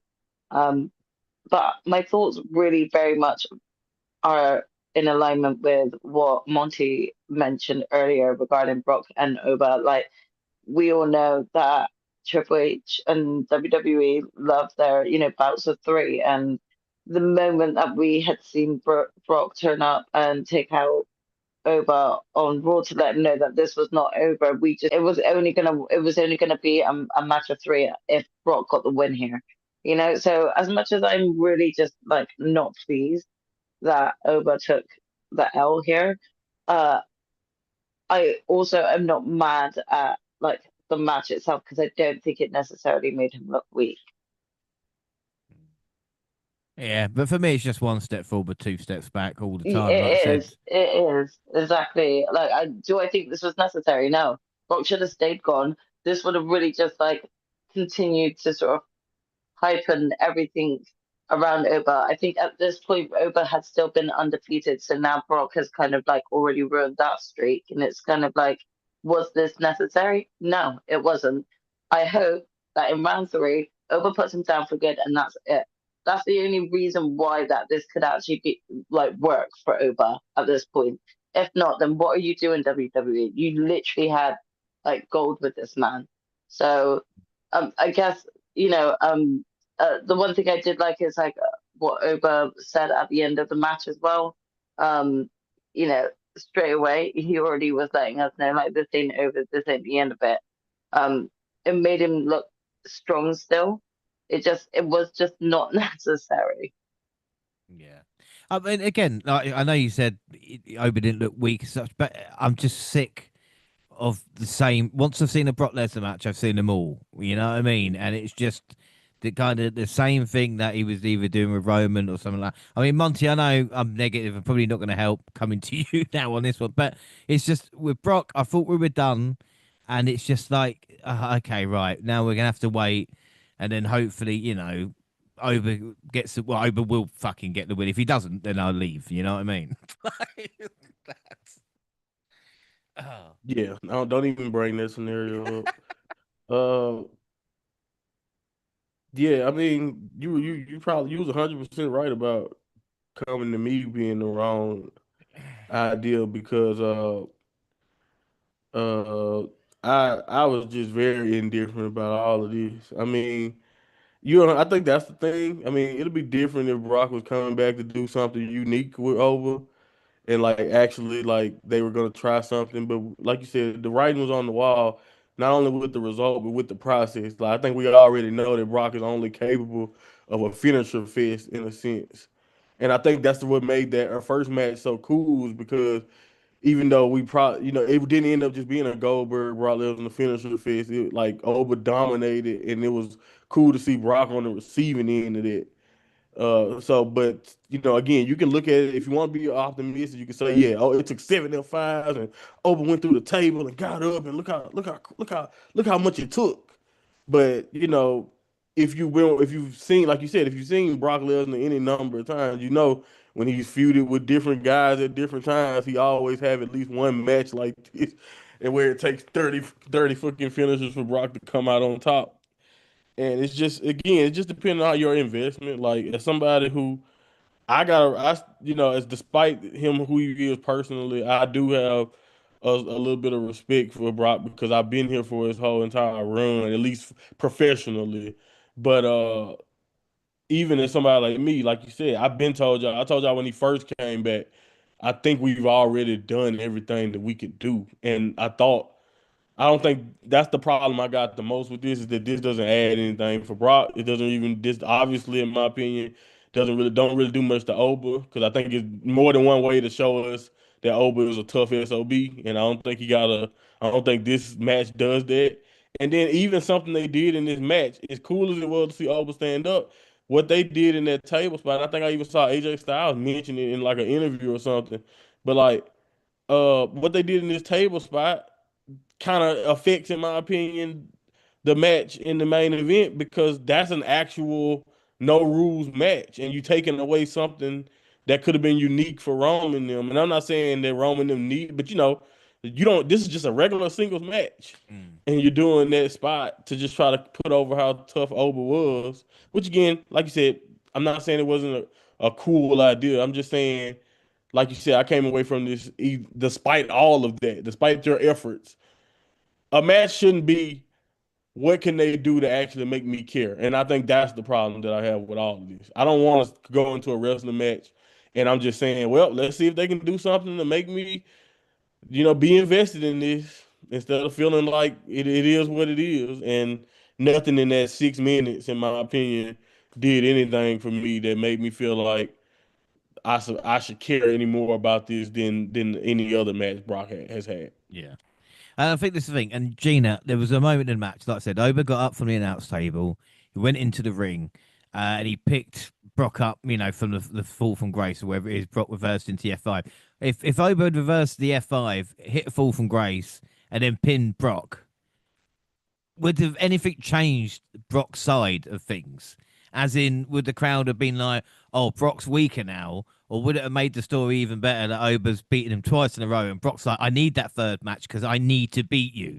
Like, I can't go anywhere." Or is that just wishful thinking?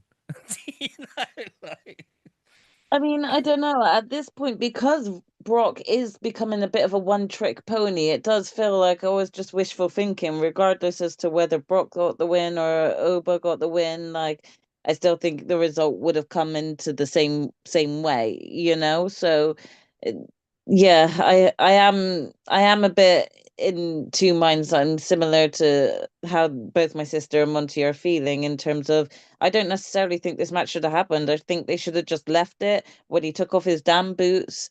And if they wanted Brock to come back and still fight Gunther, then just start doing promos of Gunther calling Brock out and like making fun of him for leaving the boots in the ring or something and reignite Brock to come back. But they should have just left it dead and buried with Oba and him.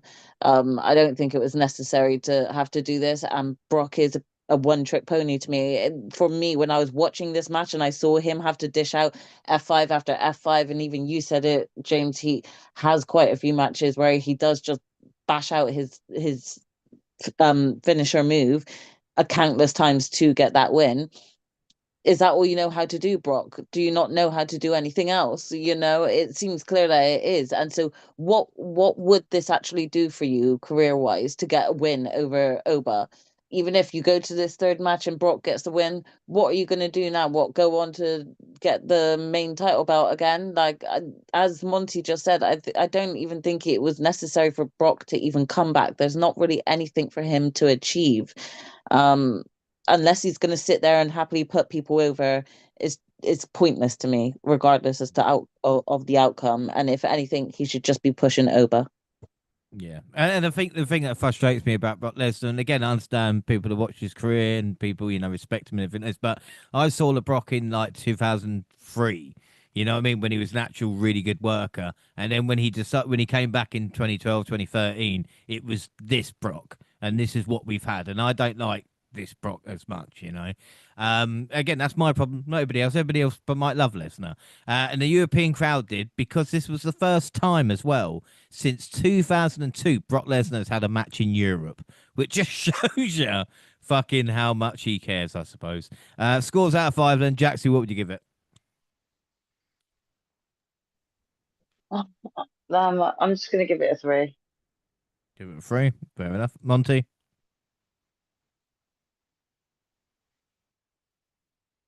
Uh, 3 1/4. Yeah, got Gina? Yeah, I'll go 3 1/4 as well.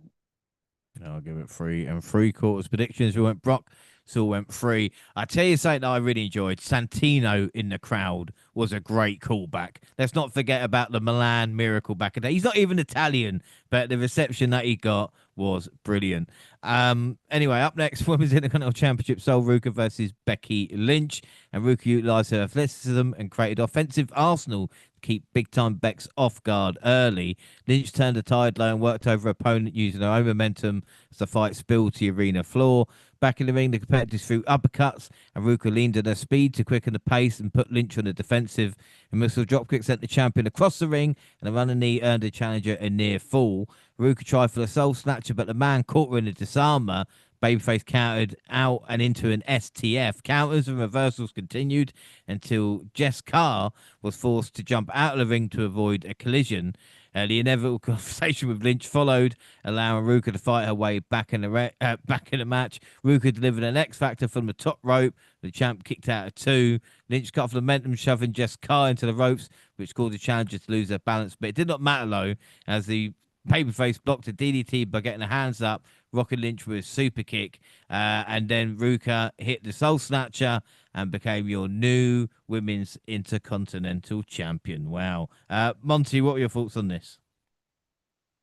I was this one this was solid. I was happy for Soul because I felt like this kind of re a lot of that stuff I was talking about earlier about her, the way her momentum and just how things just didn't seem to be going good for her. I thought this was actually something that she can build off of and from. And I don't think her and Becky have the greatest chemistry, or I don't think this was the greatest match. But I think out of every time they've done something, this is by far the smoothest and some of the best work that she's been able to kind of put together on the main roster so far. So it's kind of fitting that it would happen in a big title match. And I was kind of curious. I didn't know. I was definitely curious to see if WWE trusted her enough with a lot of the stuff not really going her way. That they would they still trust her enough to give her this spot from Becky? But I do believe, kind of like similar to like what kind of happened with Maxine, they at least trust Becky enough that even if this is a short title run for Saul Ruka or a long term, that they probably feel like Becky can still make Saul Ruka more of a star. I do think I do wonder, like, is the goal to keep Sol Ruka with it, and she's just gonna take off with it now, or is Becky gonna come back and get it again, and Becky will end up being like, I think isn't it like Jericho? I think Miz might be the most reigns for IC belts now, but either way it go, Becky is gonna be. I wonder, are they gonna just keep letting Becky collect it back, and she be like a 13-time Intercontinental champion before she's done? With the passing it around, but. It'd be interesting either way, but like I was happy for Soul because I do think this actually went as planned and felt more like an actual match, and things went a little bit more smoothly for her. And I think she had, like I said, I've been saying this the whole time. She definitely has the potential to be a prominent fixture, but like she's even mentioned in other interviews, she got holes in her game that hopefully with time she'll be able to kind of work out and get better at. And I think working with people like Becky and working with more of the roster now because I don't know if this might not be the end. I don't know if y'all feel like this is the end for the Becky feud, but I don't know. But either way it go, I know Sal Ruker is kind of like we mentioned with Jay. She needs to be in the ring as much as possible, and hopefully with the IC belt, she's not just a sideline champion. She actually gets a chance to run with it and fight different people. Yeah, without a doubt. Because a lot of people accused Becky, Gina, do you remember the Becky Hogan stuff? And, Becky not putting anybody over. But now she's put over Lyra, AJ Lee, Maxine Dupree, and Sol Ruka. But I do hope Sol has a better reign than the women I've just mentioned.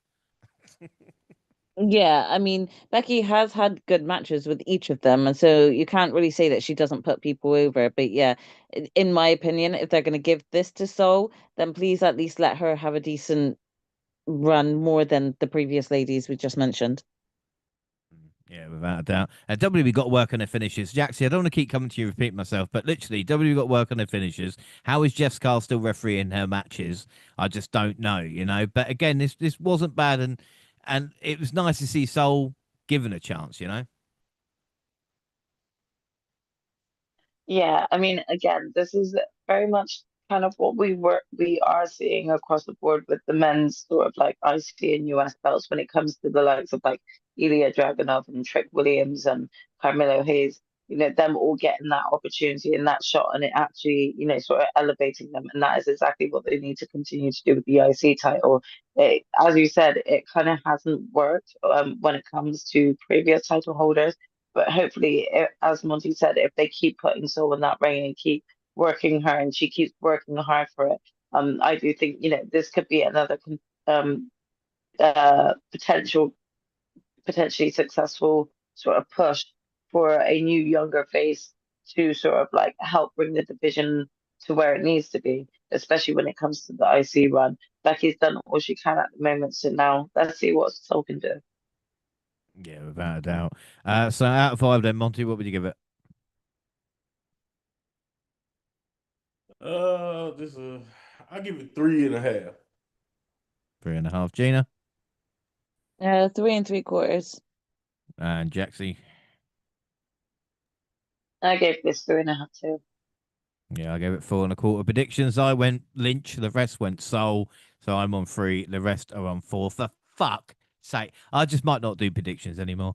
The main event, tribal combat for the World Heavyweight Championship, Jacob Fatu versus Roman Reigns. And it didn't take long for the action to spill out of the ring and into the crowd. The combatants pummeled each other around the arena before Reigns sent Fatu into the ring steps and seized control of the match. The Samoan Werewolf fired up following an ineffective kick to the head by the OTC and built momentum, but an ill-fated pop-up low resulted in Reigns catching him with a Superman punch for 2.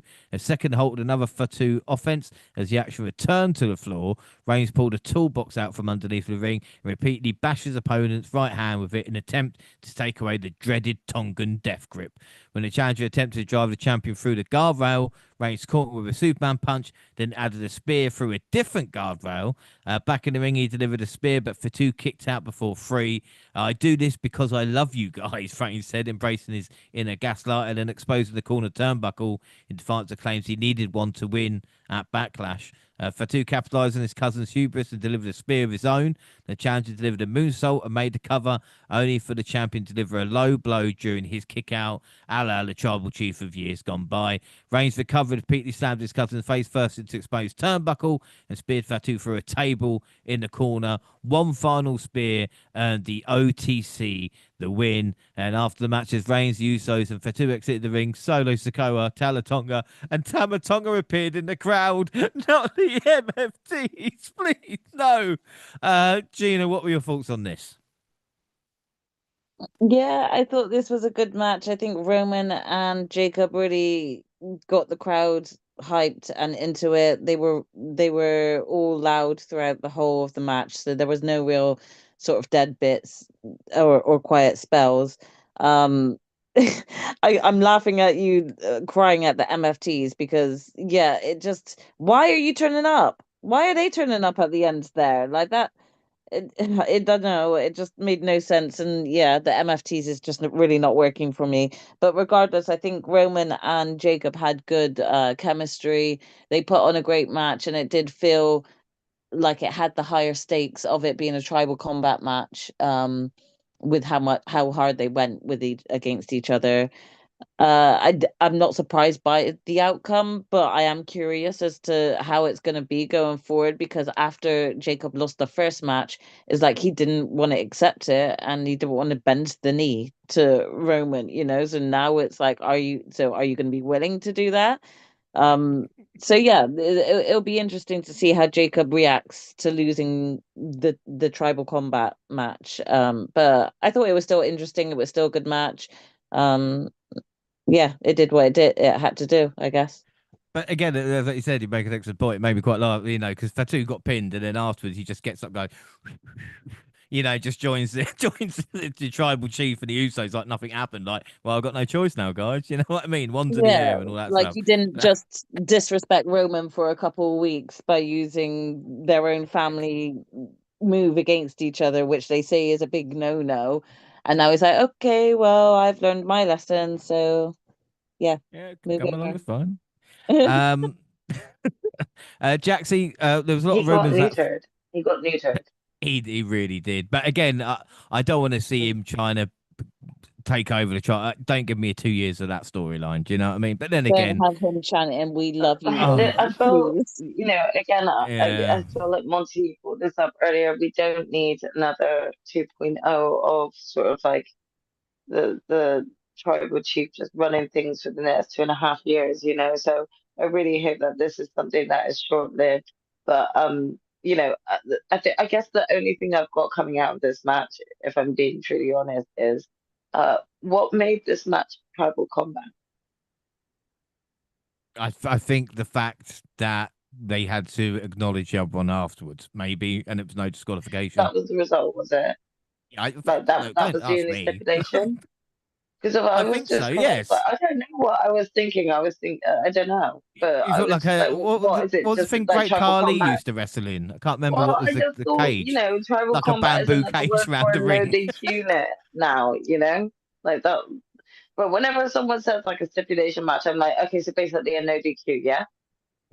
Yeah, basically. Because It'd be better if that they're is on just practically an what. island fighting. Do you know what I mean? Like Yeah, I literally. mean, yeah. Like, look, shit.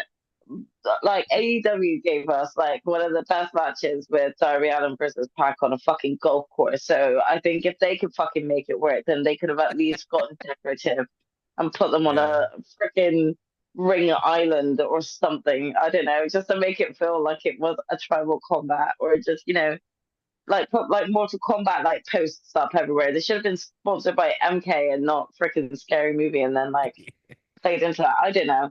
Either way, Uh, I was just like most of the time in that match, I was just thinking to myself, what rules are part of like tribal combat? Is it just no DQ? Because I'm genuinely confused.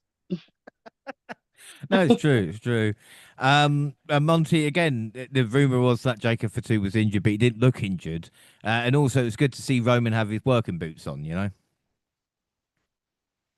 Yeah, I think honestly every actual match Roman has had has been some really good stuff from him.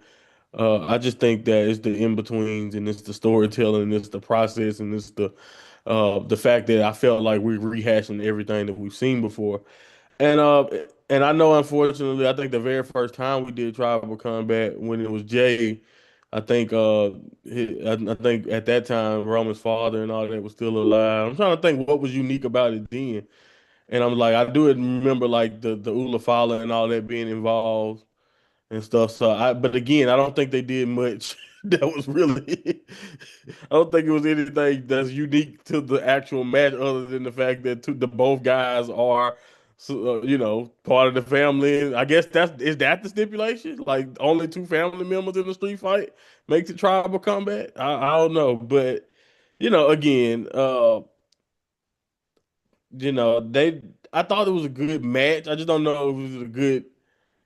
And maybe AEW screws up that scale because whether you talk about Stadium Stampede or you just talk about like the I Quit match, tag match that we just got, like it's hard to compare any of the stipulation matches that we get from AEW. But at least those matches feel like stipulation matches.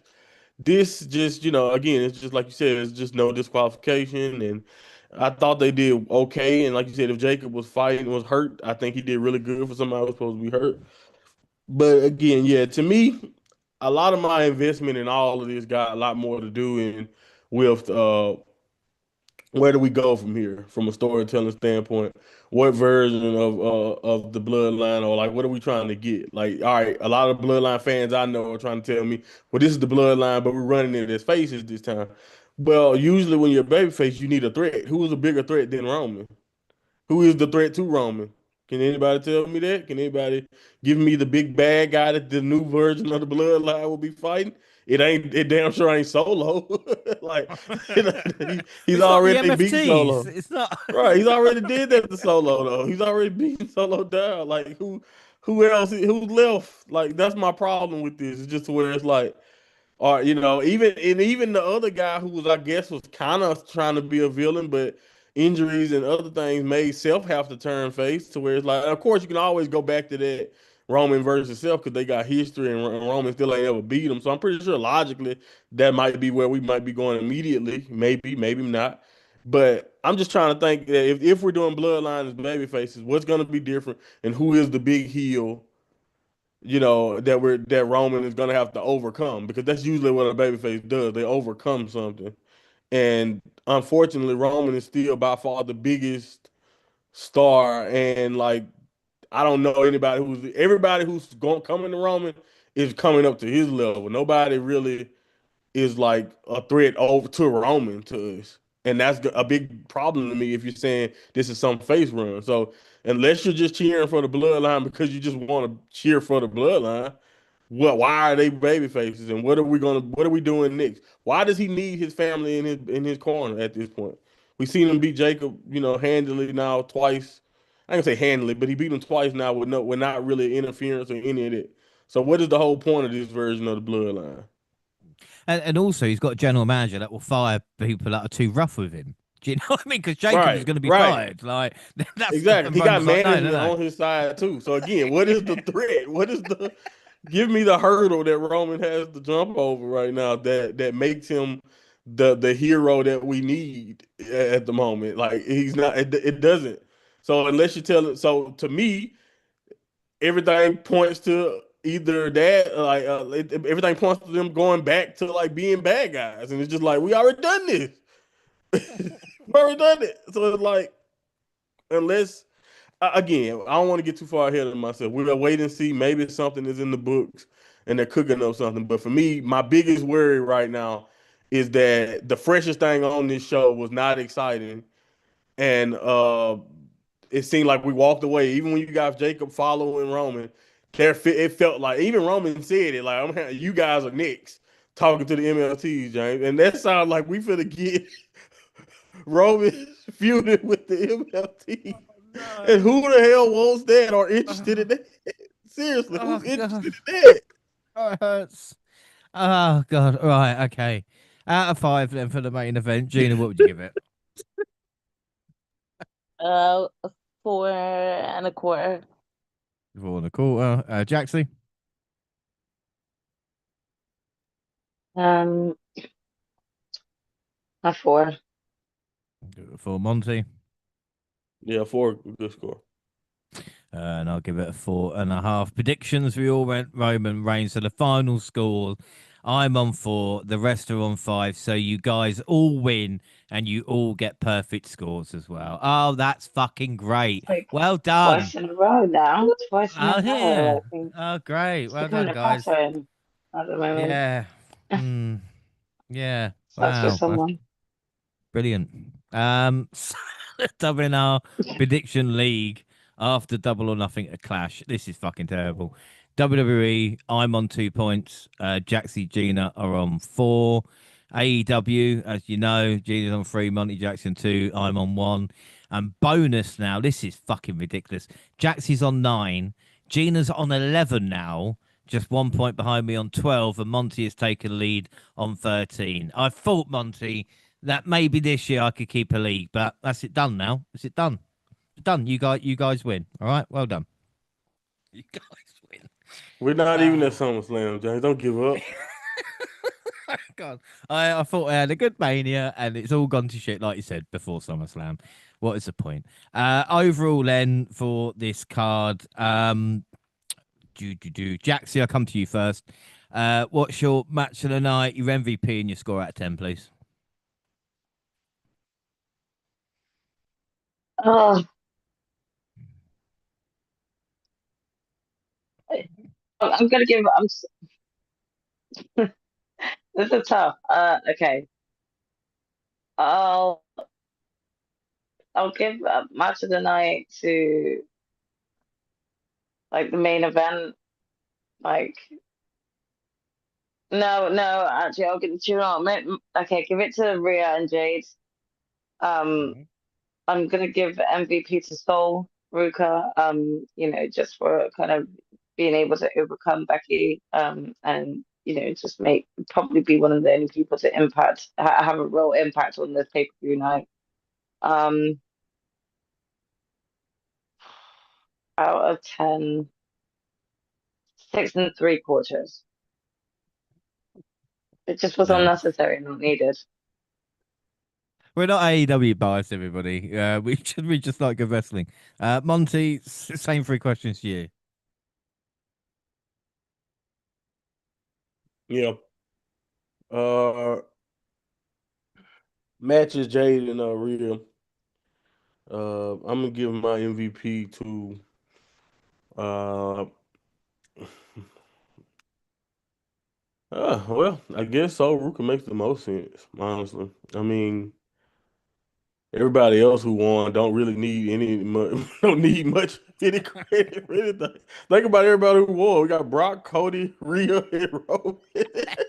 They get credit all the time. So anyway. Uh, Do you see why I was like oohing on the iron, trying to think, okay, wait, hold on. yeah, so it makes the most sense. But yeah, man, that make this card also sound kind of old when I look at that when who everybody else. But anyway, let's leave it alone. Overall, I think I don't know what's the give me James. What's the number for like mid? Well, yeah. I Do don't. I I even have mean, to give a number? Can I just score it mid? yeah, I don't know. I mean, for me, it'd be a 7. But again, you're. Okay, let's go with 7. Let's go with 7. You're a little nicer than me, so let's go with 7. Hmm. I just wasn't that interested. It's not even like I think you mentioned earlier, not needed, and I'm like, that's fair. And I think the reason Yeah, why not yeah. needed really hits home too is like it's just a bunch of rematches, and like so, That's why I yeah, scored it 6 3/4 because I was like, it really was a bunch of rematches. It was just completely unnecessary at this pay. right. Hmm. And the one fresh match was just like I said, disappointing. So yeah, Well, I and wasn't was still invested, a rematch from Saturday night's main event. So and I was just uninvested too. And like that's something they need to fix. WWE got to work on it. As somebody who's very invested in what like AEW is doing, WWE has to find a way to kind of make me actually care about what I'm watching when I promise at this point I'm basically watching WWE so I don't sound like a complete idiot when I'm on this show with y'all. I'm not really watching it because I want to watch it at this point. Yeah, I'm And they got to more. I'm work on. They more. got to work on it. I'm more emotionally invested in Yum Yum than I am with anything in Right. WWE. No, Right. so I know my love is still there, and we've proved it even with the AAA match. You know what I mean? I love her Hmm. wrestling there. It's just with WWE. So Gina, yeah, that's MVP match and rating, please. Yeah, my match is Rhea Jade. My MVP is going to go to Jade because I think she's improved really well. And this match just perfectly showcased that. Rating, I'll give it a 7. Give it a 7. Yeah, I'm going to go sole MVP, Jade and Rhea for match and rating. I'll give it a 7 3/4. Um, yeah, post show we got Joe Test, Big E, Pete Robertsburg, Kathy Creddy grabs a word with Roman. He says he's running it all forever. Oh, I can't wait. Cody joins the panel. He said he saw the replay and will give Gunther his rematch. He also said he will face Roman, and he also mentioned that he's got an entourage now, and tired is a banned word. Cody, these types of interviews will not help you. The brackets for the King of the Ring was announced. On one side, he's still doing this horrible fatal 4-way fucking thing. So we've got Oba versus Penta versus Solo versus Mello, Dom versus Ron versus Priest versus Trick, Seth versus Javon versus Saints versus Tala, and then Jay versus Knight versus Keys versus Balor. Well, I'm glad that rhymed. Finn Balor has been drafted to SmackDown. Jaxie, any thoughts on the King of the Ring bracket? I mean, do we actually care? I mean, the winner gets a shot at the title. I mean, I was kind of like excited at like the prospect of it being sort of like a bunch of fatal four ways. I think that kind of kind of creates a bit more of a different dynamic. And I'm happy for some of the people that are involved in the King of the Ring. Um, but also when it came to even the women's brackets of it, I was really confused as to why the fuck Liv's in there. She's already the champion. Um, and yeah, like, and that's someone like I don't know Penta or Oba win like the King of the Ring.